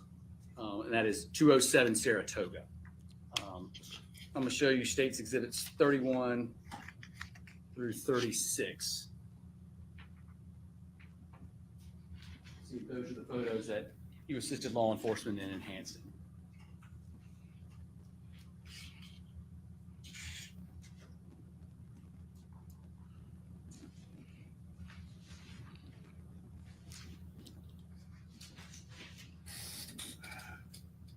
Yes, sir. Point of interest, yes, sir. And how did you, and I noticed there's a circle around it. Is that part of your software to help enhance it? Yes, sir, it is. Right. What it does, we tell the computer to zoom in on the moving object. And once we zoom in on it, in some cases, if the sun is shining directly on the camera itself, we try to even the playing field, you might say, make it so that it's like it's normal. And that's what we did at that point in time, is put a circle around it, because the sunlight itself is almost blinding the camera. Mr. Agent Shropshire, I'm going to show you States Exhibit 16.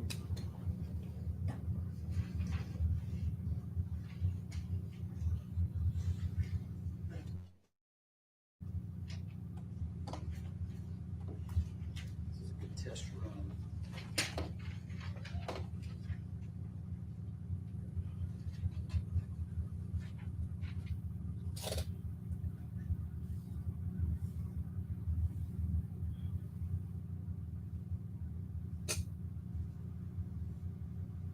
To this jury, and Agent Shropshire, you don't know anything about this case. No, sir, I don't. All right, and so I want you to talk about the circle and the enhancement. When we get cases in from all different departments, we really have a ball in the game. That's why we say we bring the officer in and tell us what he or she wants when we do these enhancements. And this is one of the cases where you got the camera shooting from a dark spot into a light spot to another dark spot, which is across the street. So we put the enhancement, we tried to put focus on the individual that's in the doorway and by using light and darkness of the enhancement system itself.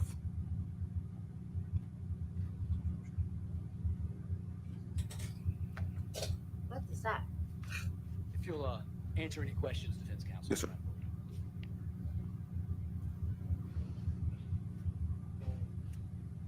No questions for this witness. Thank you. Appreciate it, sir.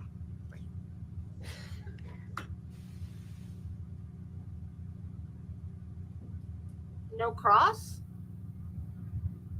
or sidebar?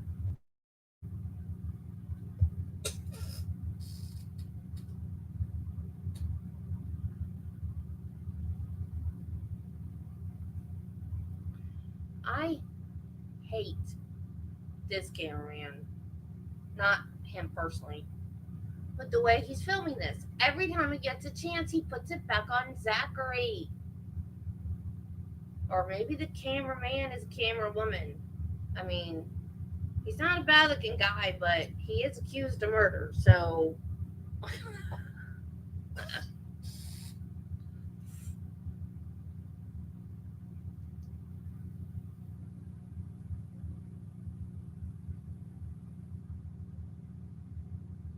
I wonder what's going on in the courtroom, not on the guy's face. Dude. Can you please show us what's going on in the courtroom?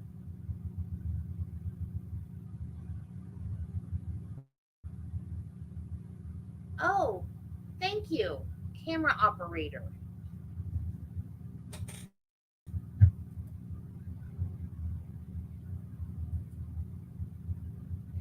Camera operator.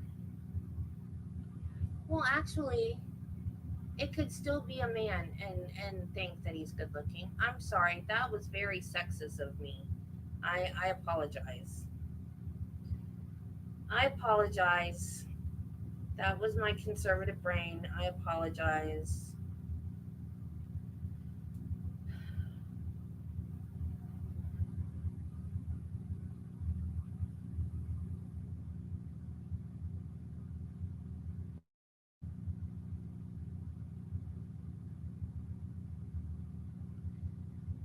keep me straight just because keep me straight.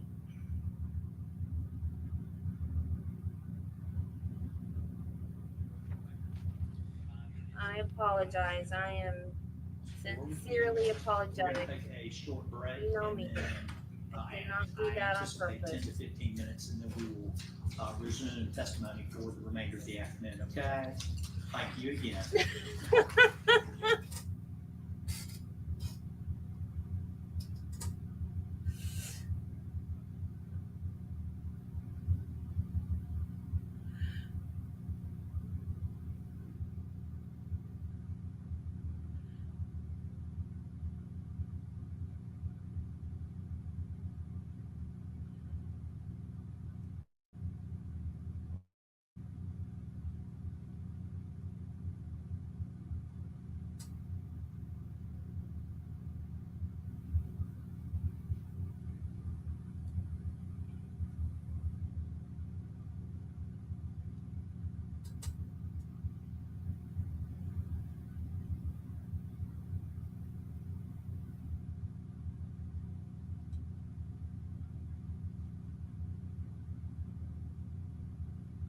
Oh, and now we get to look at a fire alarm. Joy.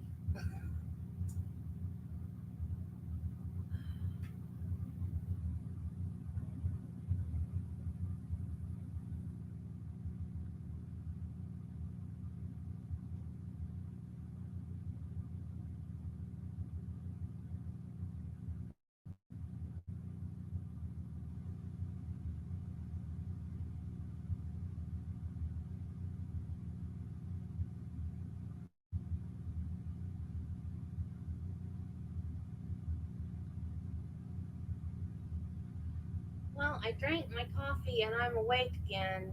And now we get to look at a fire alarm. Like, I missed a couple witnesses' names. One I missed altogether. Some of these witnesses have been so fast though. Like, you blink and you miss it. And the ones that they asked about the camera footage, I was like, I don't even understand why they called them. But then when they got the guy up there talking about the enhancements, then I was like, oh, well, now it makes sense. Because they can't show the enhancements until they show where they got the footage from. Because I expected if they were going to ask the people about getting their footage, that they should show the footage. And then when they didn't, I was like, what? That doesn't make sense. Why didn't they show the footage they just asked about? But they wanted to ask about the guy that enhanced it first. And I guess only one of those three people actually had footage that showed something, because didn't they only show one piece of footage? Or maybe they'll show the others later. I don't know. This whole day has been weird. But at least I know tomorrow not to expect anything to start on time. Everything's going to be a half hour late. So tomorrow, we're going to start at 10.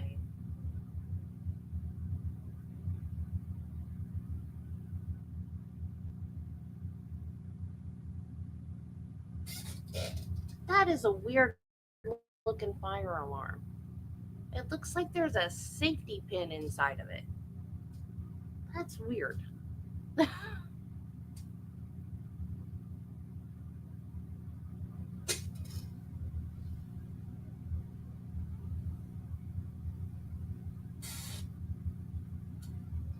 I'm just tickled to death that this thing hasn't crashed today. And my camera's been on all day. Look at that. Although I keep getting glimpses of myself and going, is that what I really look like?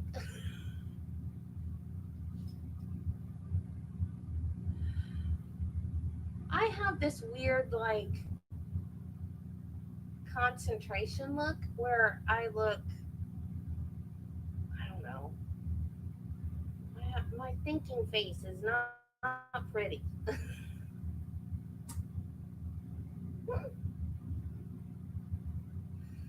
But it's because when I had cataracts And I needed new glasses too. But I didn't get new glasses because I knew I had to have cataract surgery. So I didn't even bother because I knew it wasn't going to help. So I could see better out of, because I have progressives. I don't have bifocals because I would actually need trifocals. Well, back then, because my eyes were so bad. So in order to see, I would have to do this to lift my glasses. So now it's kind of become a habit, and I still go. And I do this like weird thing with my mouth to like lift my cheeks.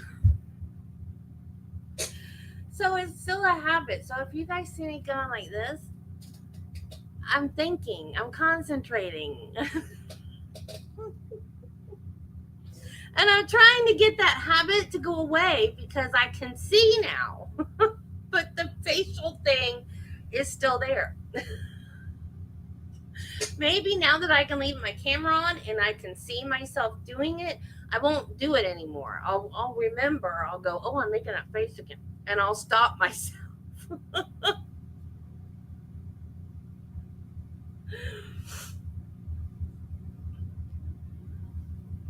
But yeah, it was probably, I don't know, maybe about a year. Like my eye doctor, when I would go get my eyes checked, are they just taking like an afternoon break and they didn't say anything? I guess that's what's happening. But my eye doctor told me that I was going to need cataract surgery. And when he first told me, I was like, no, because I was a geriatric nurse. I worked in a nursing home. I know what cataracts look like. I didn't have like that milky white thing over my eye. I couldn't believe him. I was like, seriously? I have cataracts? He's like, yeah, you have cataracts. Eventually you're going to need surgery. And I was like, are you sure? He's like, yeah. And he said, whenever it gets just like keeps getting so bad that you're having a lot of problems seeing, you go to a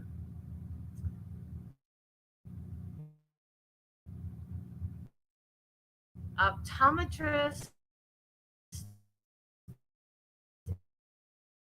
is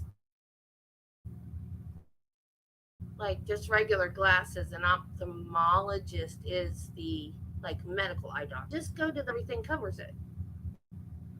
So it was at the end of that 2-year period after the chemo when I had been in the hospital 8 times in 2 years. And I had paid out of pocket so much because of being in the hospital that I got both of my eyes, both of the cataracts removed for free.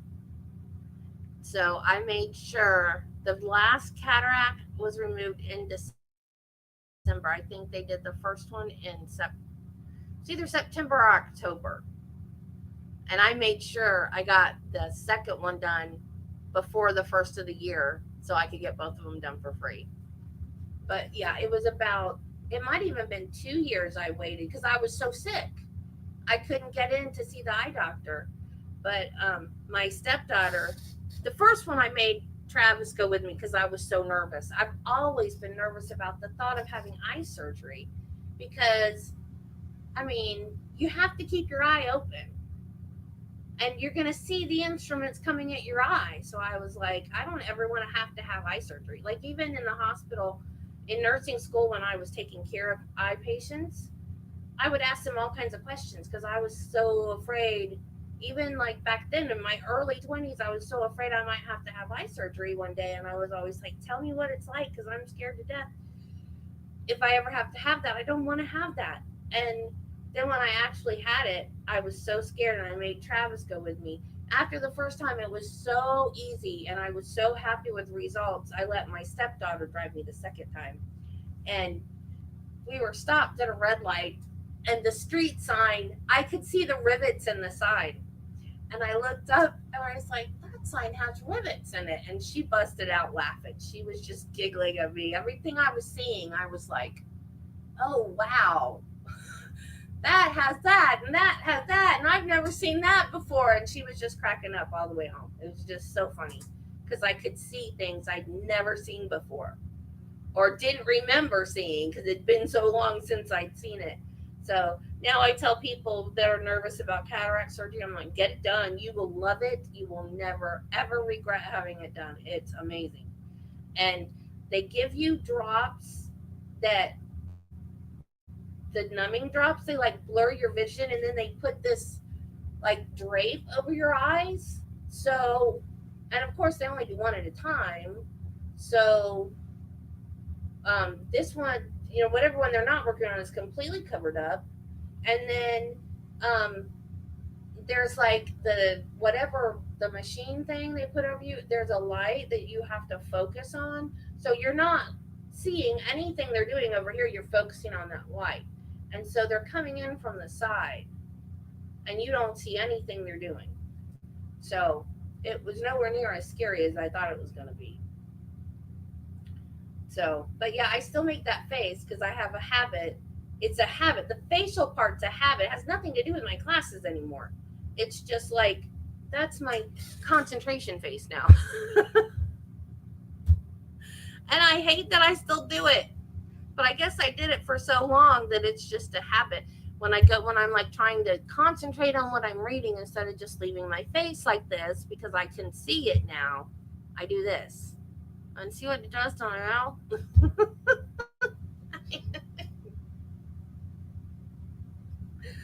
So if you'll see me do that, just be like, Debbie, you're making that face again. Stop making that face.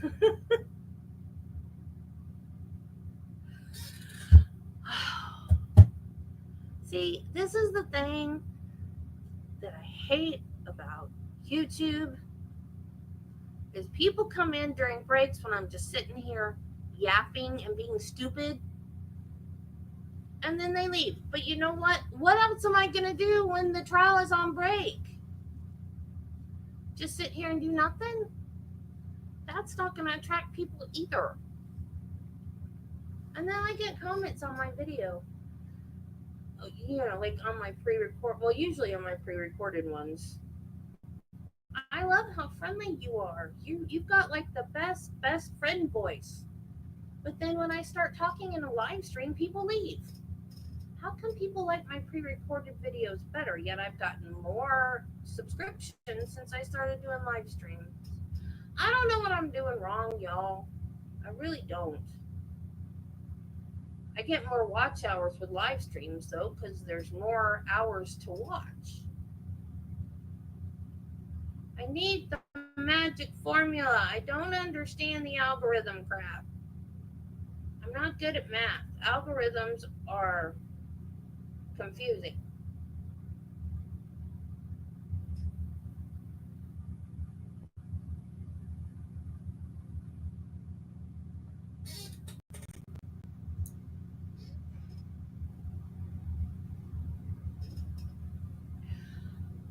I am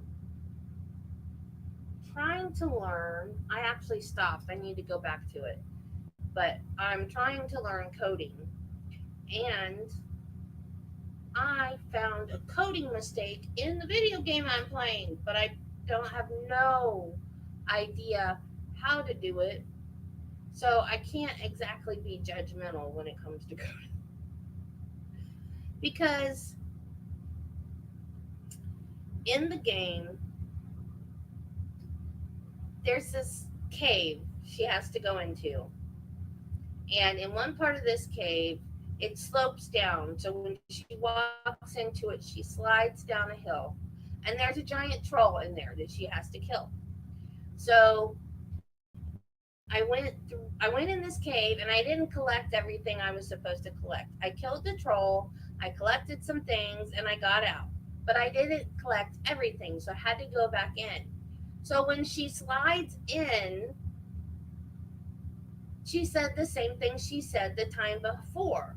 I guess I'm either going to have to kill this troll or avoid it. He was already dead. I already killed him. So that's a coding thing, right? Because it should have been like if she's already killed the troll, she shouldn't have said that again. So there should have been some coding in there that said if the troll had already been killed, that shouldn't have triggered that response. And I was like, oh, cool, look what I learned. Like, I knew that enough coding to understand why that was triggered, but it shouldn't have been triggered. And I was like, ooh, I learned something. But I don't know enough to understand, like, how you would have kept that from happening, or, but like, I know enough of the basics to know that that was a coding error. And I was like, yay, I learned something. But I still don't know how zeros and ones turn into pictures and movies, and because the program I found, I got a free trial, and I loved the free trial. But then when the free trial ran out, I couldn't afford, or bad writing, yeah, I guess. I couldn't afford to keep the free trial. I mean, buy the trial. So, like, the free trial came with like a bunch of extra, like, mini game type things, so you can learn coding, not just like it's like there are lessons, and then there's a couple of exercises, but then it had separate, there were like game type lessons, but you don't get those unless you pay for them. You only get the lesson part with like a couple of little exercises. And I wanted the part with the game lessons where you get more of a practical practice, because I'm a hands-on learner. So just a couple of questions with a couple of examples isn't really going to teach me. So I was learning, is it Python? Is that a coding language? Something like that. But I was like, oh, neat. I actually understand that what just happened, because it was I hit a section that was talking about where things are true or false. Like, if this plus this equals this, it's true, or if this plus this equals that, it's false. And then, so I was like, that's kind of a situation. Like, if she's already killed the troll, it should say this. But if she hasn't killed the troll, but there wasn't that kind of coding in that part for her to not say that. But most of the parts of the game where Python, yeah, okay, I couldn't exactly remember what it was, but most of the parts of the game, she says, well, I'm playing it on easy. I started on normal. It's Hogwarts Legacy, the game I was talking about. Was I talking about earlier? I think I was. Anyway,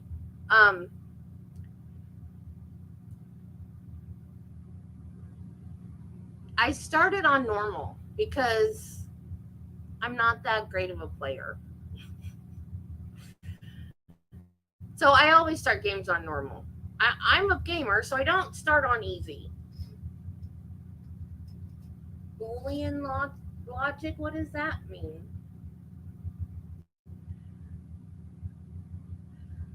So I don't start on easy. I start on normal or regular or whatever it's called. And the game was kicking my butt. So I started over on easy. I could have gone easier. I could have gone story mode. Story mode is like for people that are just interested in the story.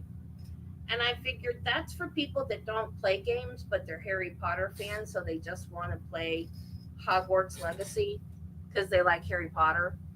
So I didn't go story mode, but I went easy. And so she talks like appropriately if I'm looking for something and I'm walking around in a circle and saying, I don't know where I'm supposed to be or what I'm supposed to do. It seems like when just about the point where I get fed up and I decide I'm gonna get online and look up what I'm supposed to be doing, she'll give me a hint. Oh, if A and B, then oh, okay. So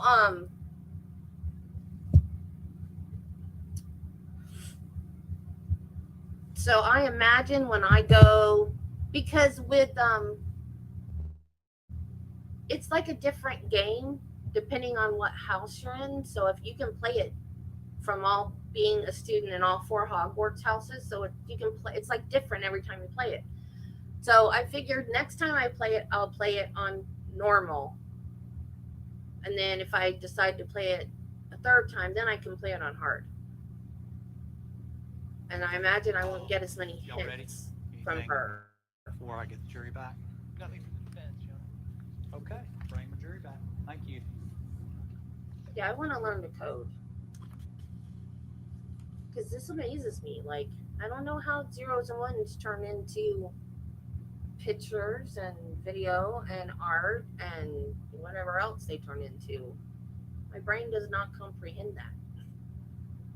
And I want to see it in action. And I can't afford to go to school, nor would I ever use it. I don't think I'm able to go to school. I'm not able to do anything that requires a schedule because I never know how I'm going to feel from day to day. Like, even doing this, I think, what if I get really sick one day? Although you guys understand, my regulars understand. You guys even tell me sometimes, go to bed, go lay down. We understand.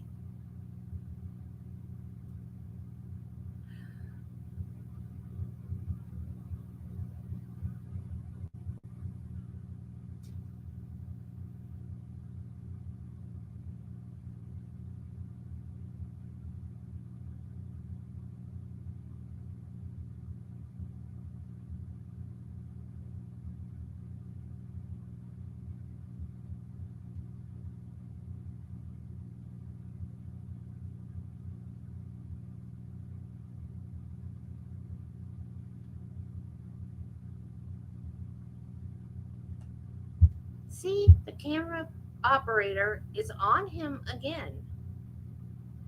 I don't. That law and crime must have a new camera operator because they don't usually stay on the defendant all the time like this. It seems like they're doing it an awfully lot this trial. I know it's only the first day, but still, it seems like an awful lot of defendant.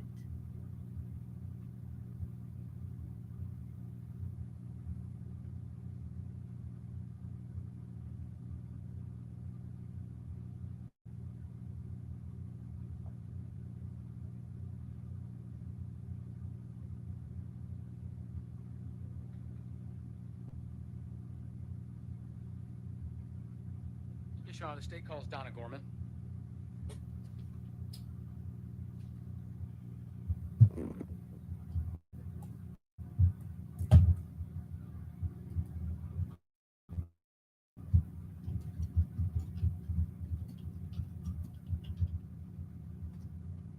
Thanks for talking to me during the break, just because, so I wasn't just sitting here talking to myself.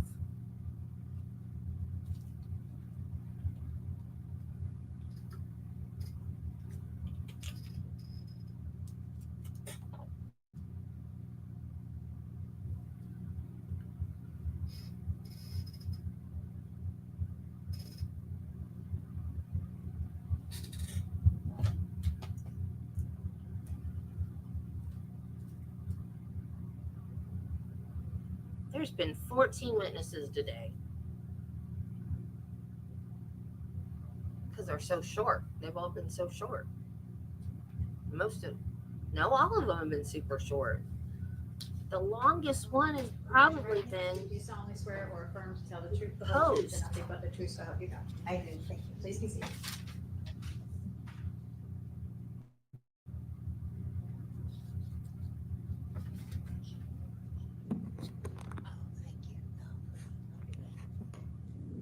Okay, please state your name My name is Donna Gorman.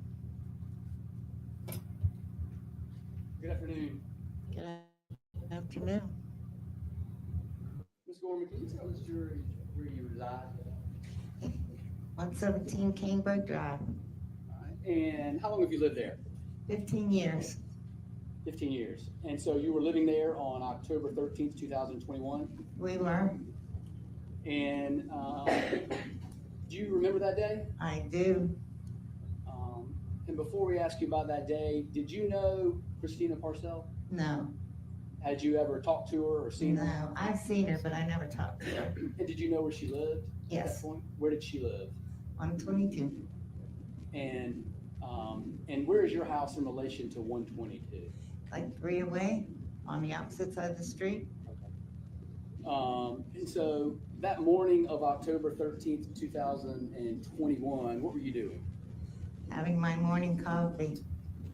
Is that what you typically do every Yes, morning? because my husband has just had gone back to work.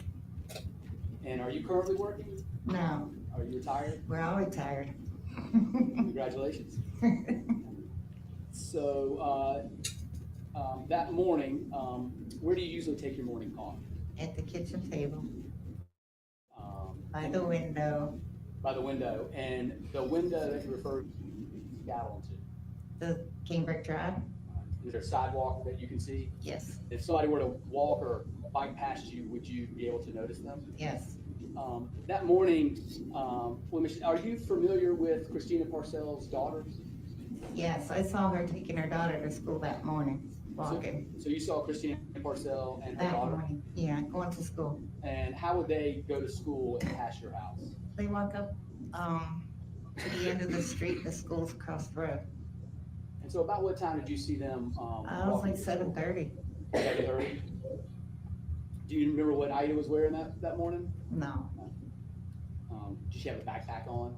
yes, All right, and so you saw that from your kitchen table, is that what you said? yes.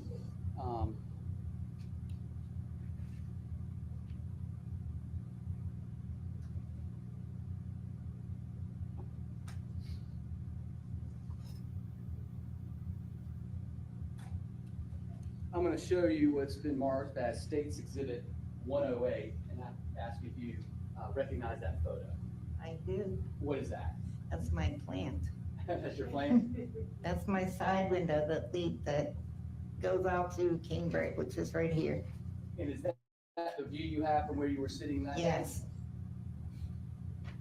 Is that a true and accurate depiction of the view you had on that morning? exactly, yes. Your Honor, State moves Exhibit 108 into evidence. No objection. 108 comes in.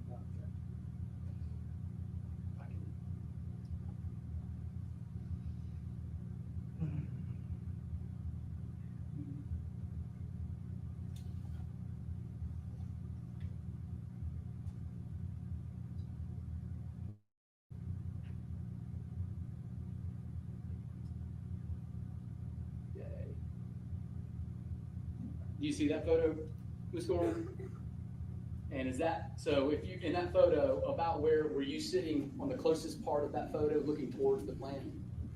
I was sitting facing this way, and I was looking out that way. And looking out the window right there? Mhm. And out the window is that cane brake, It is. right there? It is, So you testified that you saw Ida and Christina walk past you towards school. And around 8:15, were you still sitting there at your thing? I was. At your seat, at your table? Did you see anything of interest that day? Yeah, I saw someone on a bicycle. All right, and so tell this jury what you would have seen from that vantage point right there. There was a guy on a bicycle right here, dressed in all black with a mask on his face. So where about, and so I see those two trees in the photo. Where was he about where those two trees were? Right in between them. Right in between them. And you can see through your plant right there and see him? All right, and so can you describe the person that you saw and about what time it was? He was tall and skinny. It was on a black bicycle. He was all dressed in black. I did say his sweatshirt was gray, but it was a hectic day that day, very scary, and it was all black. And I glanced over and saw him, and then I started to finish reading what I was reading. I looked up and I didn't see him anymore. So when you looked over and you saw him, was he wearing a backpack? Yes. Now, when you saw him for the first time, did he have anything on his face or his head or anything like that? No. And so, what color skin did he have? White. What color hair did he have? Kind of like a reddish sandy color hair. And were you able to see his face? Yeah, a little bit. A little bit? How would you see his face? Because he kind of turned and then turned back. And did he have gloves on? Yes. Or so he was wearing gloves when you saw him? Well, he was putting them on. Okay, so putting his gloves on. And then after he put his gloves on, what did he do? I guess he got back on a bike and started riding, but he wasn't riding fast enough to get down Canebrake. When I looked back up, I didn't see him anymore. I didn't see him go in or come out. Now, did he put a mask or anything on before he left your vantage point? Yes. What did he put on? A white mask. And a hat. And a hat? Well, the hood. A hood or? No, he had the hood on his coat. I'm going to show you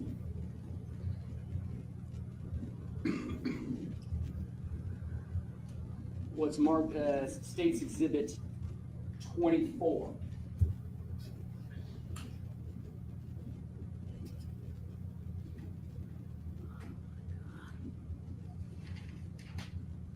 Do you recognize, let me ask you this, is the person that you just described to this jury look like the person in that photo right here? Yes. How so?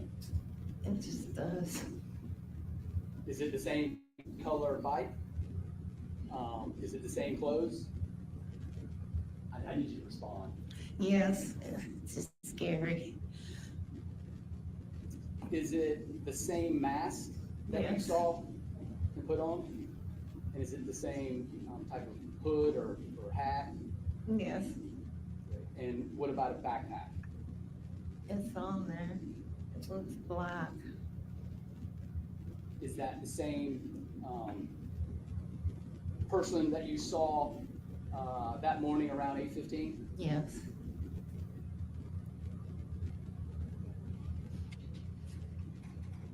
Ms. Gorman, you recognize that person, Ms. Gorman? Yes. Will you point him out for me? Right there. Are you pointing to the defendant? He's right there. Or let the record reflect that she's pointing to the defendant, Zachary Hughes.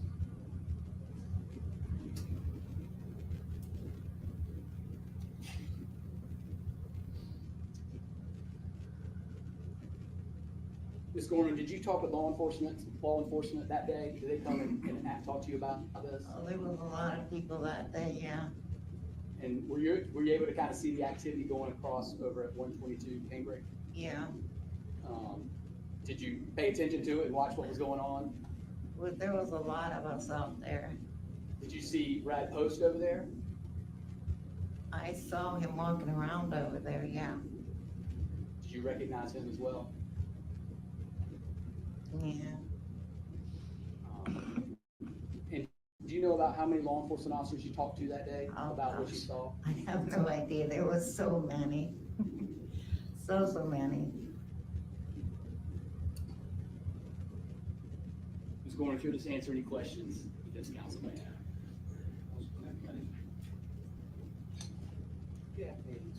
Good afternoon. My name is Andy Woolman. We've never met. No. Just to be clear, Ms. Gorman, you said that you saw this person at around 8:15 on the morning of October the 13th. Is that correct? That's right. And you said that that person stopped and did a lot in front of your window. Just decided to stop right there. Yeah. Mr. Wilkins showed you a picture of a person in a white mask. Remember that? Yes. And you looked at that. You looked at that picture and you said, that's the white mask. You remember saying that? Yes.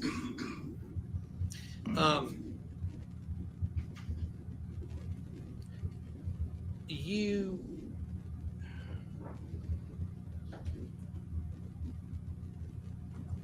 talked about, let me back up. If I understood your testimony, you said that you had seen Christina Parcel, but you never talked to her. Is that I correct? never talked to her, no. Right, but you had seen her. I had seen her, yeah. You also talked about seeing Brad Post. Is that right? Yeah, in the driveway. And isn't it true that Mr. Wilkins and Mr. Hofferth and then another police officer came to your home on October the 28th, 2024? Is that right? Does that sound about right? Yeah, that sounds about right. So more than 3 years after this happened, they came to your home. Is that correct? That's correct. And when they came to your home, did they tell you that there was a trial coming up? They said they didn't know when. But that there would be a trial? There would be, yeah. Right. And that's when they talked to you about things that happened more than 3 years earlier. Is that right? Yes.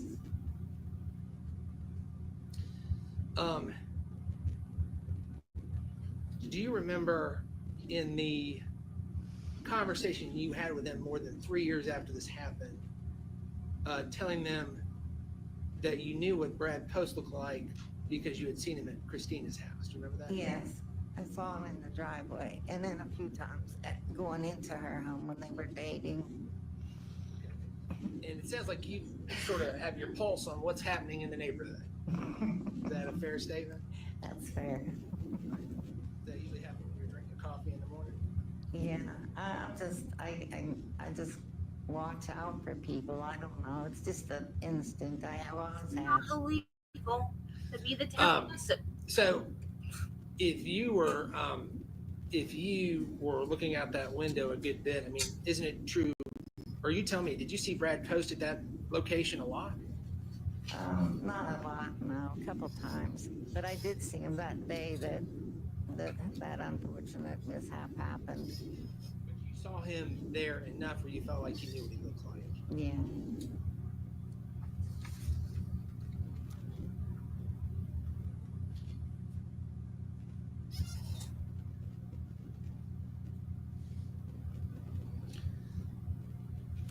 Would you see, you talked about Christina and her daughter Aida. You testified about that. Do you remember that earlier? Yes. You talked about how you would see them going to school, right? Mm-hmm. And you may please answer yes. Yes. Just to make it clear. And she went to Buena Vista, is that right? Exactly, yes. Which, and what time would she typically be home, come home? 2:30. 2:30 in the afternoon? Yeah, they get home at 2:30.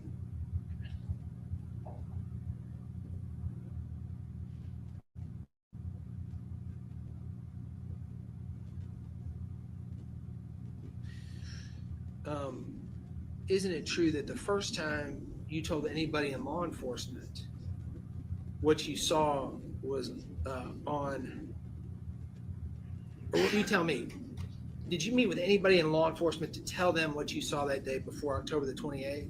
There was a lot of them out there. Yeah, a lot of detectives, sheriffs, a lot of people talking to us. Question. Okay. But the first time you met with Mr. Wilkins and Mr. Hofferth was more than 3 years after this happened. Is that correct? That's correct.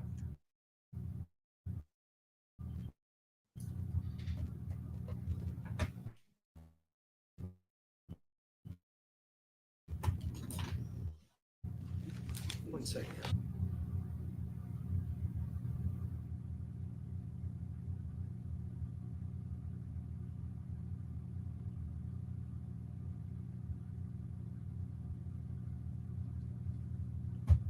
If she was just looking out her window, minding her own business, and didn't really see anything.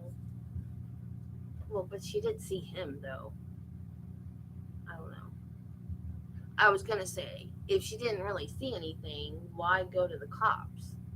But if, I mean, she saw him, that, I mean, that would be a suspicious person, I would think. I mean, if somebody's in all black In one of the exhibits, on a bike. Mr. Wilkins showed you, the person on the bicycle was wearing a hat. Is that correct? Well, a hoodie that was on the coat. So is it your testimony that person was not wearing a hat, just a hoodie? Is that right? Yes. I don't have anything else. You read your right. No redirect, Your Honor. Ma'am, thank you. Be released. Counsel. Yes, we release.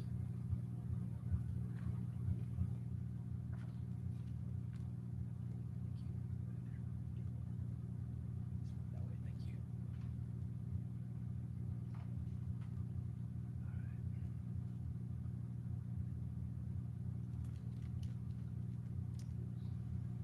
All right, thank you. The state calls Riley Stokes.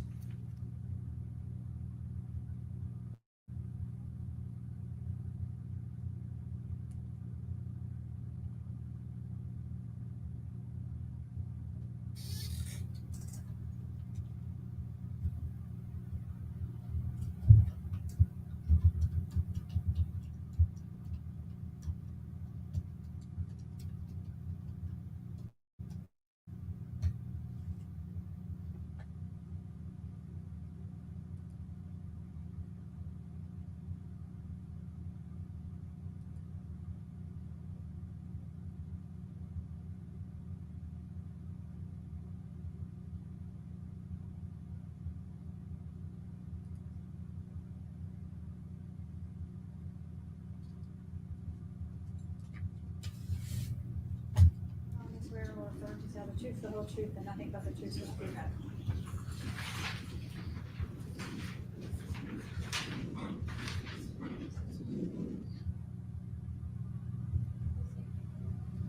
My name is Raleigh Stokes.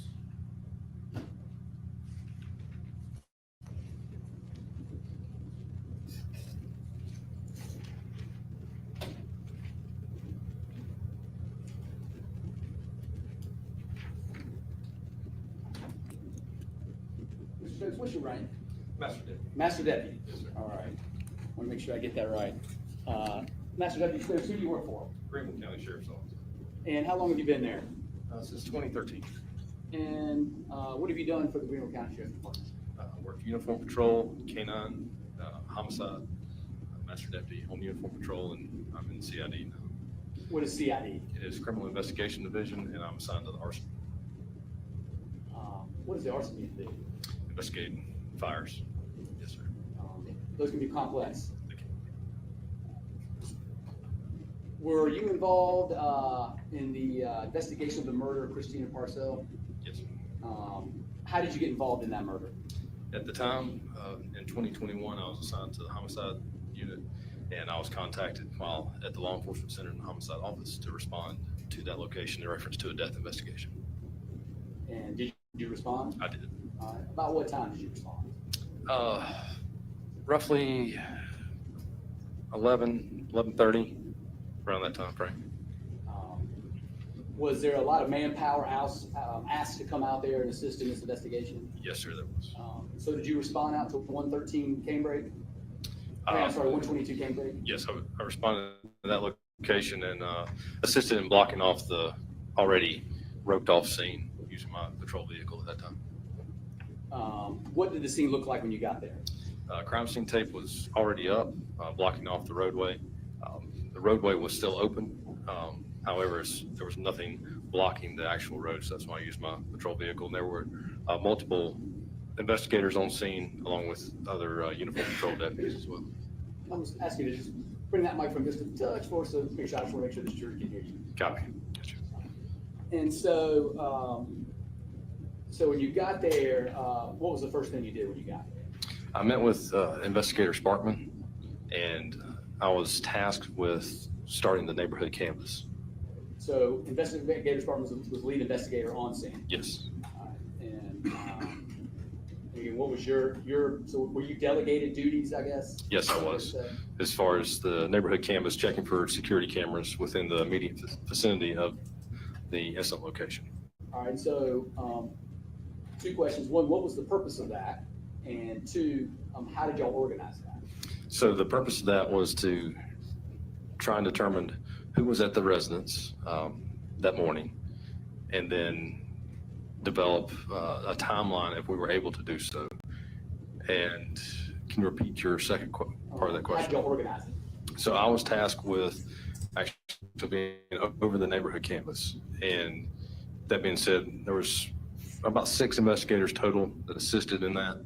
And once they found cameras at certain houses, they would let me know where they were at, and we'd go contact the homeowners and try to make contact with them. And so in assisting in the neighborhood canvas, do you become familiar with the Cambridge neighborhood? Yes, very. And how many houses do you think you canvassed that day? Probably 25 to 30 myself. And how would it work? Would you just knock on the door? We would start by, we started at the incident location and realized there was a Ring doorbell directly across the street from 122, and that was located at 121. And from there, we circled out utilizing Canebrake Drive all the way down to Saratoga and around the entire neighborhood.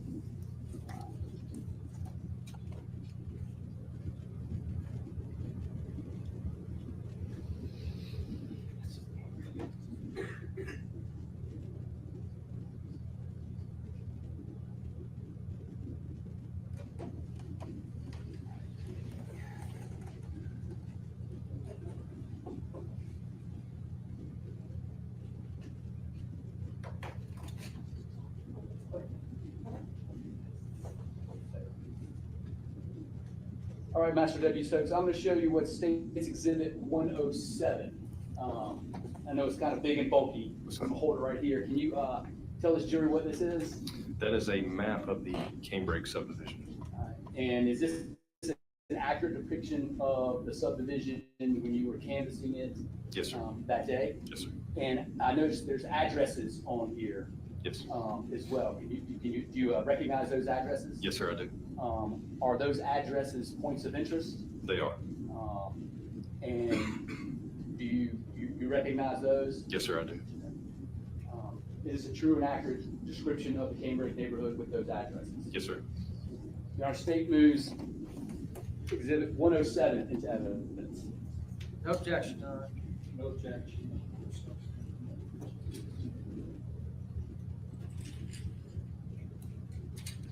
So this jury can understand what y'all are doing. I think I'm showing my age by using an easel. I'll do my best.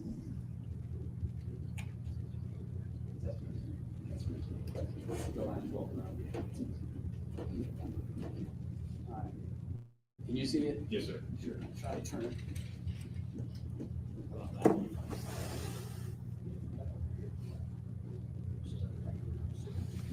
Sure. Thank you. See it? Yes, sir. All right. So let's go over this map. So tell this jury kind of describe this map. Can you see what road this is right here? I cannot read the writing, but I know that's South Batesville Road. And where is the entrance to Canebrake neighborhood? If you see the green square that's parallel with South Batesville, just above it, about 6 inches, and that's Canebrake Drive. And so where did Christina Parcel live? At 122. Is that right there? Yes, sir, it is. All right. And so we were talking about a ring camera that you identified. And where was that first ring camera that you identified? At 121 Canebrake, which is directly across and at an angle from the incident location. And did you ever talk to Donna Gorman? I did. What address did she live in? Hers is 117, which is directly across from 160. Is that right here? It is. And then I have 116 canebrake. Yes. Were you able to find anything of significance at 116 canebrake? Yes, they did not have a ring camera. However, they did have cameras on the front side of their house near the gutter up high and on the front side of the residence. And then, so I'm assuming your teams of officers are walking up and down Canebrake Avenue. And then what is this road that it deads into? It runs into Saratoga, which comes back around, and I'm not sure of the name that it runs into. It may change names at the end, but that's Saratoga Drive that Canebrake runs into. And so is that 207 Saratoga down there? Yes, sir. Right It is. accurate? Yes, sir. It is. And then this is 133 Canebrake? Yes. All right. What is the distance between this clump of houses and then 133 and 207? From 116 to 207 would roughly be about a half a mile there, give or take a few hundred feet. And so back to 121 Canebrake. Okay. So you identified a ring camera? Yes. Okay. Tell us a little bit about that. So I met with the homeowner there, I believe his name is Chris, and he had multiple activations of his Ring doorbell camera. And standing there with him, we went through that, and there was multiple vehicles that went by and set off his activations. Well, in the process of doing this, we realized at 9:15 there was a car that passed. And when that car passed, you could see the front porch of 122. There was what appears to be a male stepping into the front door. And then it goes away because it's a short clip, motion activated, and there was no more motion from the road because the car had passed. We continued to backtrack, and we were able to see that at 8:07 that morning, Ms. Parcel's vehicle is leaving. And there's multiple other activations throughout this time frame. All right. And you've reviewed the Ring camera at 121. Yes, sir. I'm going to play for you State's Exhibit 14. Okay.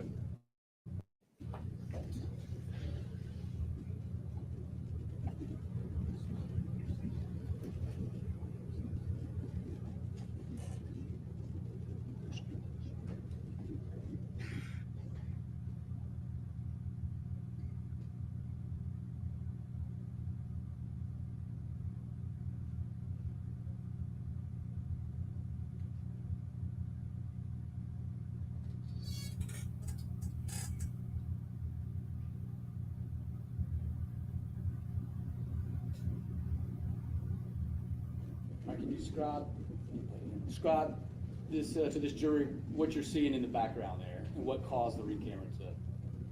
All right, so the white SUV that passed by activates the camera.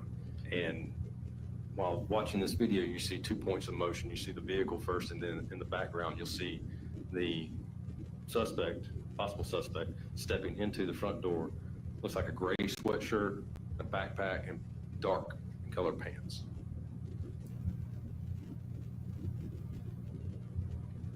Now, have you reviewed stills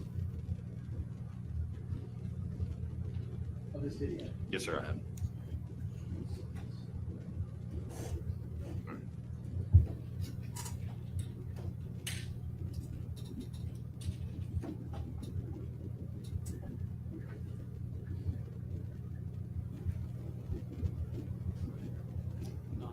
So you heard Agent, you did not hear, but Agent Sled Agent Hropshire testified about enhancing these photos. Right. But when did y'all obtain this evidence in further to the investigation? So I had been on scene probably 25 to 35 minutes. And as soon as I obtained this, I asked the homeowner, which was, I believe his name again was Chris, he emailed that to me, to my county phone, and I sent that to Sketty with the technical services unit with the Greenville County Sheriff's Office for reason being, he could see that a lot better in his office on a large big screen TV. he could give us more details other than watching this on cell phones on scene. And would you consider this sort of a break in the case? At this point, absolutely. Why is that? Because other than this, we were unsure of any suspect. This is the first sign of anything that we had was right here at this point. So I'm going to show you State's Exhibit 16. And I'm going to have you kind of walk us through what we're seeing on these Okay. photos, okay?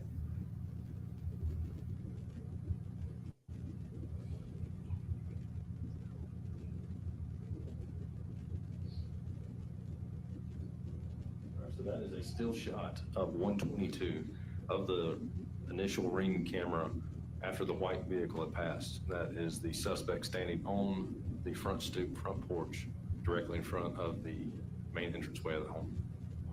And is there a car to the right there? There is. Did you determine whose car that was? That was Miss Parcel's. Yes. And that's 122 Cambridge, that's Miss Parcel's house. Yes.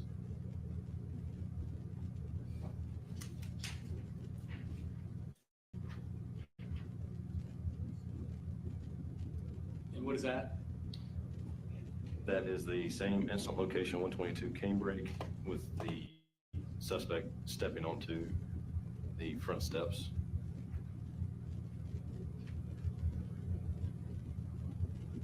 I believe that will be at the top of the steps onto the front porch, same incident location. I'm not seeing the exhibit. That was Exhibit 18. Exhibit 19. Will be directly after stepping onto the front porch. Exhibit 20. Be at the front door. Exhibit 21. Opening the front door. And Exhibit 22. Stepping into inside the residence. And I know we just reviewed the video. On the video, can you see the individual going inside? Briefly, yes, right before it cuts off. So, as part of your investigation and canvassing, are you also trying to establish a timeline as well? Yes, sir. And when reviewing the videos or the ring camera from across the street of Christina Parcel's house, did you discover any other times on there that were important to your investigation? Yes. At that time, that was 9:15 when he had stepped in. So, backing up to a few other of the notifications that Mr. Chris had located, at 9:27, I'm misspeaking here. That 9:27 is for 133. We'll get to that in a minute. At 9:15, he is stepping in the house. She arrives at the home at 9:12. So just a few minutes prior, her vehicle is turning into the driveway. Would it surprise you if it was about 9:07? No, that would be. Let's look at the video. Okay. All right, and so. Man, my time's off, but it's so, right there. In addition, were you able to see the comings and goings of Christina Parcel's car? Yes. Her sister Tina Parcel's car? Yes. And of course, you can see the arrival of Brad Post's car. Yes, sir. On that. Okay, so let's take a look at those. So I'm showing you what State's Exhibit 14. And it's approximately 8:06. Yes, sir. Okay, so at 8:06, what kind of cars do you see at the Parcel home? So there is a Lexus SUV and there's a silver sedan, which is the sister's vehicle. Is that Tina Parcel? Yes, it is.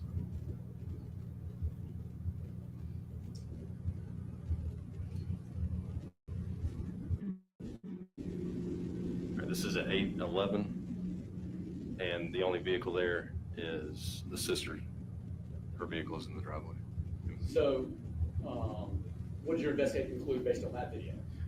Obviously, the victim in this case was no longer at her residence at that time. At 8:11? Yes.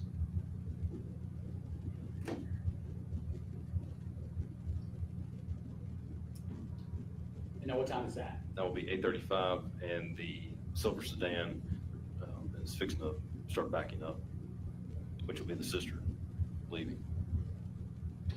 What time was that? 8:35. So at 8:35, Tina Parcel car. Yep, her vehicle leaves.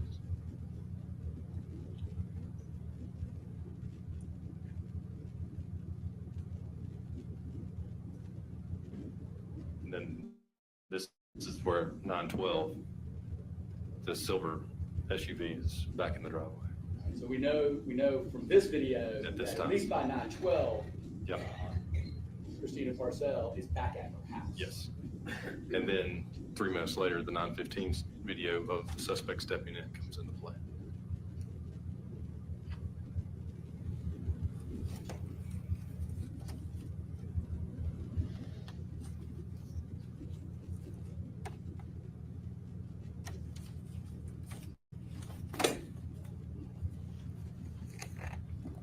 I'm going to show you what's marked as Exhibit 105.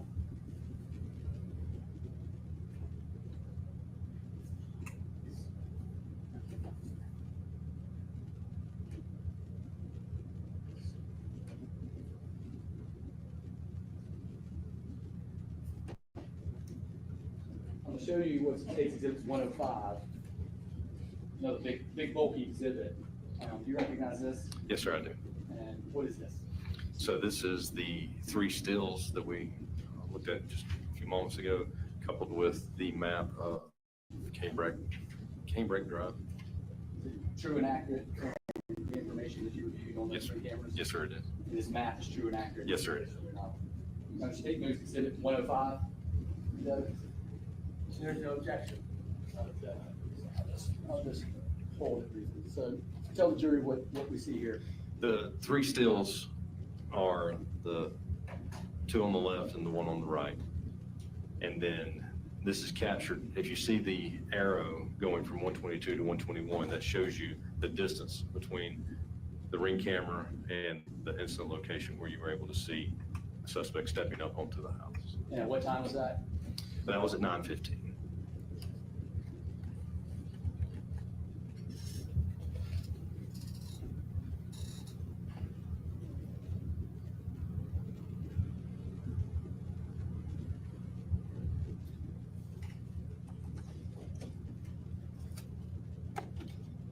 All right.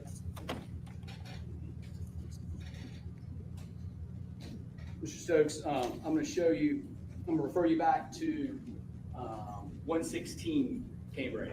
Okay. To help establish this timeline. All right. So 116 is where? It is closer to South Batesville Road. Is that it right there? Yes, sir, it is. Yes, sir. And we've already discussed images, ring cameras from 116. So I'm going to show you State's Exhibit 13. Tell this jury what you're seeing. Okay.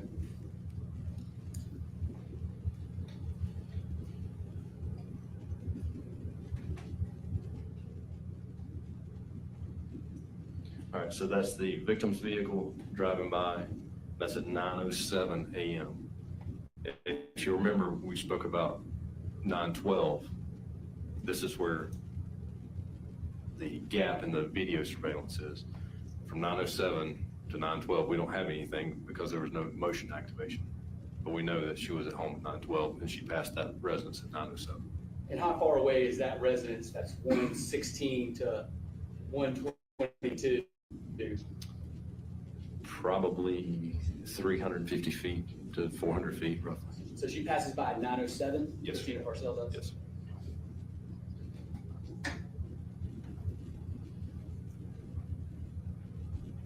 And so what time does this footage of 116 show you? This is at 10:57 a.m. and that is a red vehicle, which is Mr. Post's vehicle. And was that vehicle in the driveway when you arrived on scene? It was. So now I'm gonna, so you found this piece of evidence of a suspect walking into Christina Parcel's at 9:07. Yes. So y'all continue to canvass even after you located that. Yes. And what were you looking for? At that point, we were able to tell that the suspect from that view at 9:15 from 121, looking for black pants, gray shirt, possibly a black or dark in color backpack. We were able to look for anyone walking, or motorcycle, bicycle, anything like that. So we were able to make contact at 133 Canebrake Drive, where they do not have a ring camera, but they have surveillance footage, much like the one you just watched from the side of their house. And it has multiple different angles. I'm sorry, I gotta take you back 2 seconds. That's fine. I forgot, trying to get all my stuff there. I'm gonna show you State's Exhibit 104.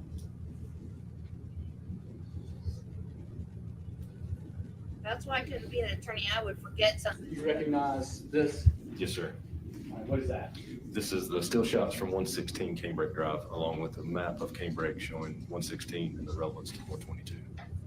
Your Honor, State moves Exhibit 104 to evidence. No objection. No objection. So that's just basically stills of the video we just saw. Yes, sir, it is. All right, I'm sorry. We'll take you to 133 Canebrake. And so I'm going to show you State's Exhibit 15.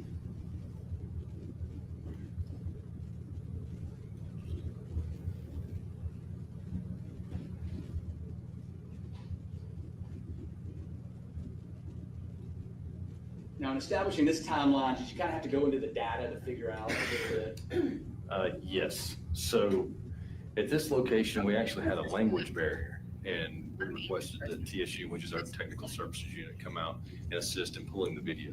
So it took a little bit longer to get this than when we were able to get the Ring doorbell. But we were able to view this and locate a suspect on a bicycle from this location right here.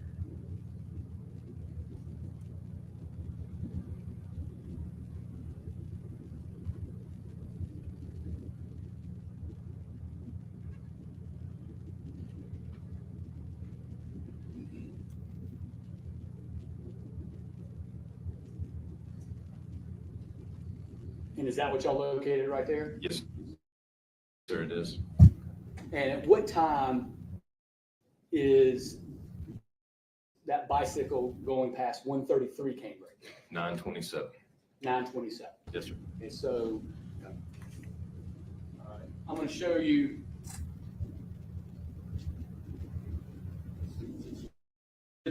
some photos.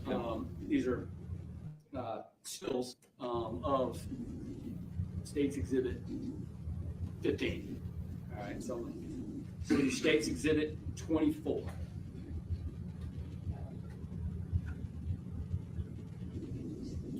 All right, that is from the still shot of the video surveillance from 133. At this point, we realized that we're looking for a white male based on the stature of the shoulders. And how were you able to determine that there was a What? white male?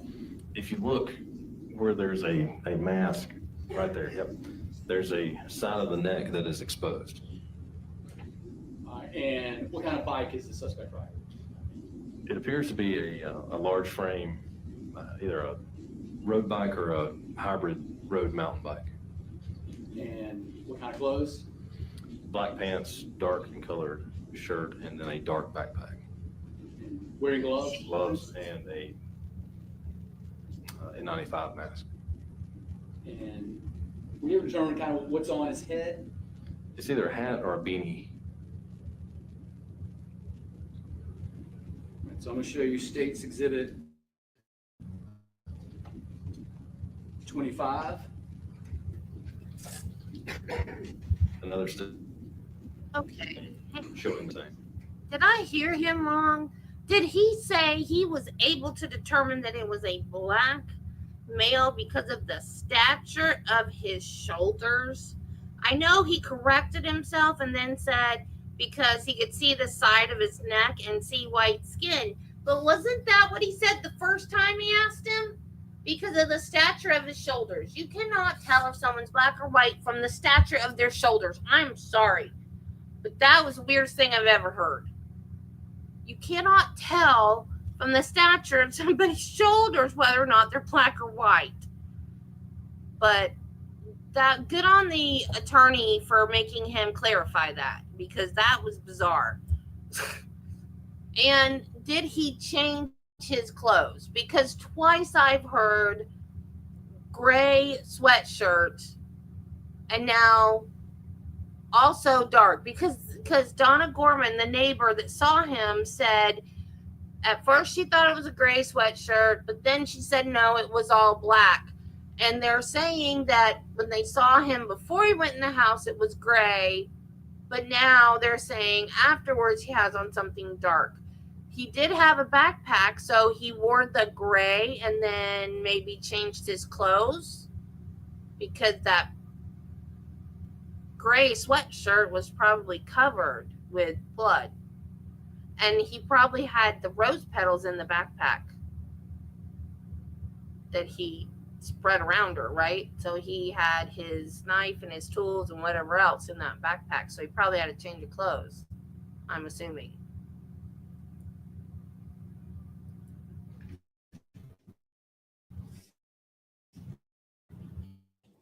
State's Exhibit 26.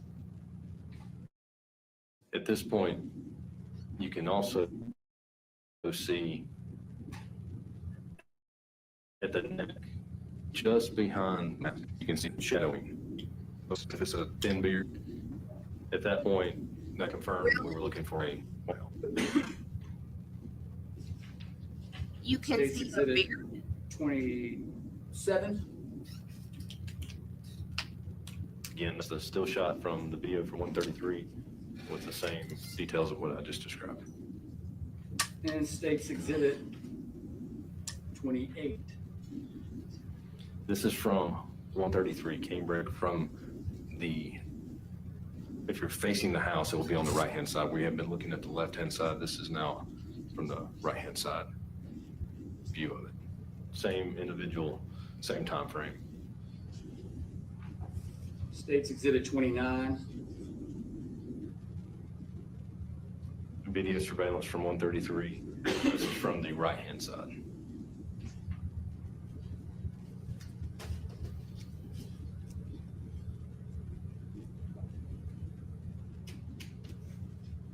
And of course, did you keep canvassing? We did. Were you able to locate any more Ring cameras that were important to your investigation? Yes, sir. We located one more on Saratoga, which is the road that Canebrake Drive runs into. And that's at 207. And that was at 938.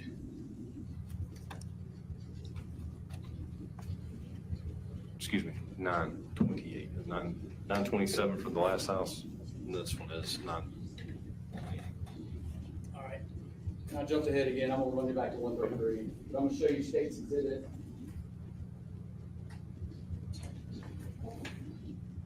106.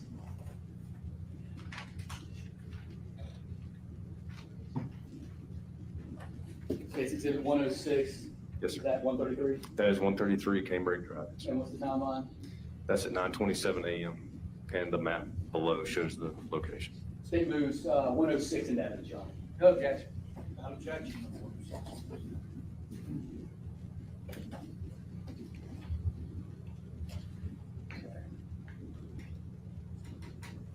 And then finally, State's Exhibit 102.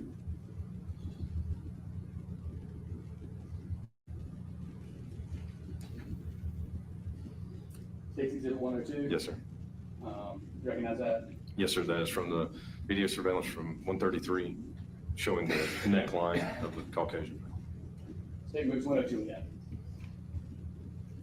No objection. Not objection. All right. Now let's go to 207. Tell us a story about 207 Saratoga. 207 Saratoga is down the road from the incident location. Now, the Ring doorbell at this location captured a couple walking, and then directly thereafter, the same subject that was on the bicycle captured at 1:33 was seen going from left to right, passing by the residence. This is in the same direction in which it just came from, passing 1:33. So the last one was at 1:33. Yes, sir. And then down here to the right of State's Exhibit 107 is 207 Saratoga. Yes, sir.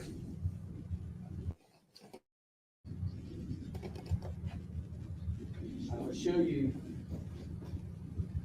State's Exhibit 12.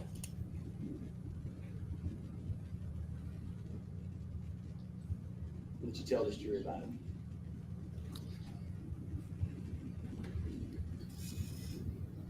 So like I mentioned earlier, Saratoga and the intersection of Canebrake is to the left of this intersection, or the front of this house. The intersection is up to the left, and here comes the gentleman on a bicycle from left to right. That was at 9:28. That was at 9:28. And I'm going to show you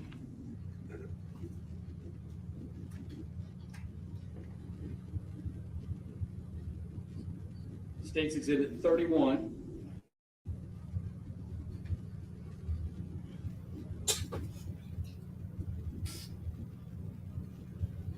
So that's a still shot from the video from 207 Saratoga. State's Exhibit 32. Another still shot, same location. Is that the same individual at 133 Canebrake? Yes, sir. State's Exhibit 33. Same individual, same video surveillance, still shot. State's Exhibit 34. Another still shot. And State's Exhibit 35. And that's the last image we have of the individual passing 207 Saratoga.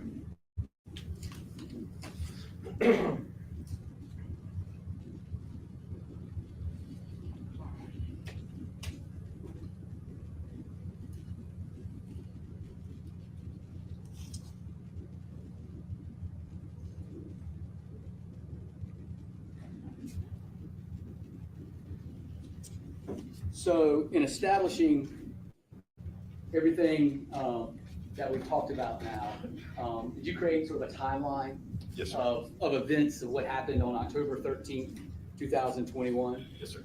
All right. So I'm just going to ask you, and I'll help you the best I can. Right.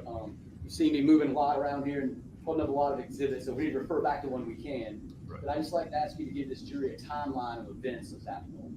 All right, so based on the neighborhood canvas, we were able to find from 807 was the first initial to 1104, 1105 is when EMS, fire department personnel are on scene.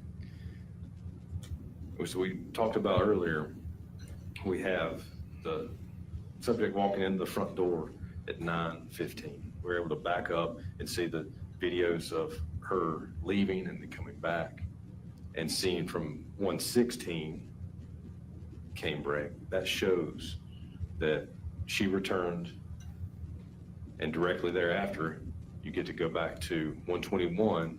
She's back at the house. He steps in at 9:15, and then at 9:27, he passes 133. At 9:28, he passes 207 Saratoga. That's a very short time frame when you break it down from 9:12 that she's there. We know that she had returned at 9:07, and then he's passing 207 Saratoga at 9:28. And did you speak with Donna Gorman as well? I did. And so what time, do you remember what time she saw, about approximately what time she saw a bicycle? She mentioned in between 8 and 8:15 the same morning that she had saw a gentleman on a bicycle going from South Batesville toward 122 Canebrake. I got one last exhibit, State's Exhibit 103.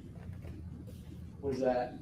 That is 207 Saratoga, where the gentleman on bicycle is going from left to right.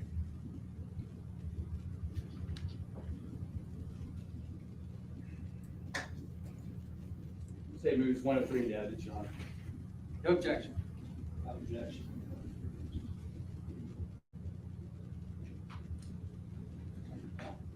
So finally, were y'all sharing all this information as this investigation was ongoing? Yes, sir.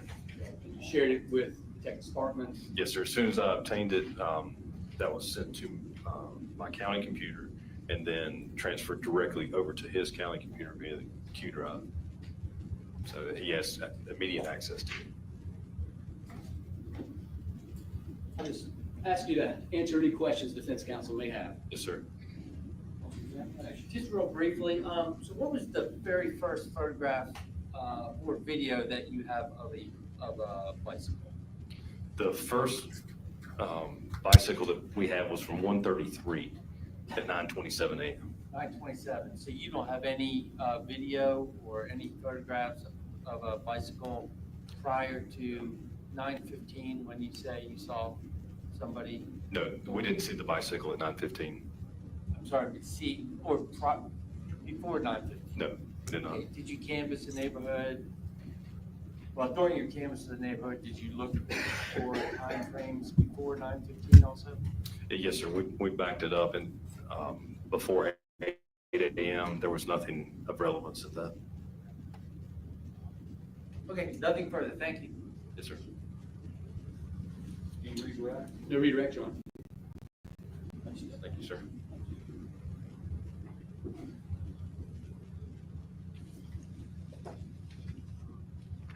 Your Honor. Yeah, can we approach? Are we done for the day?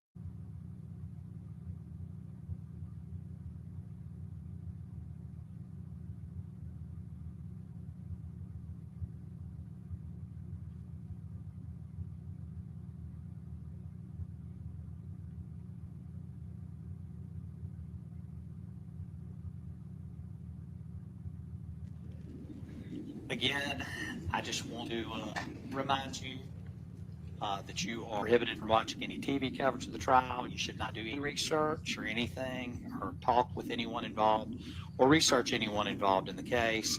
You're not to look at any social media. I feel like I've thoroughly advised you all of this. I have no question that you are abiding by my instructions and also your oath as jurors.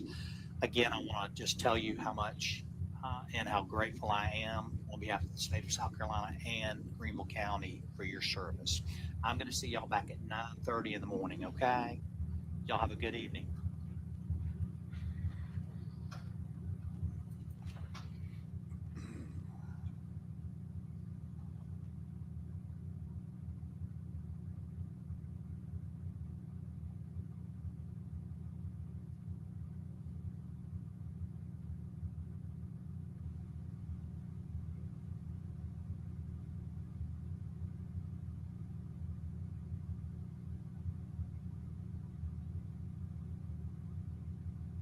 Anything from the attorneys? Oh, they're not out yet.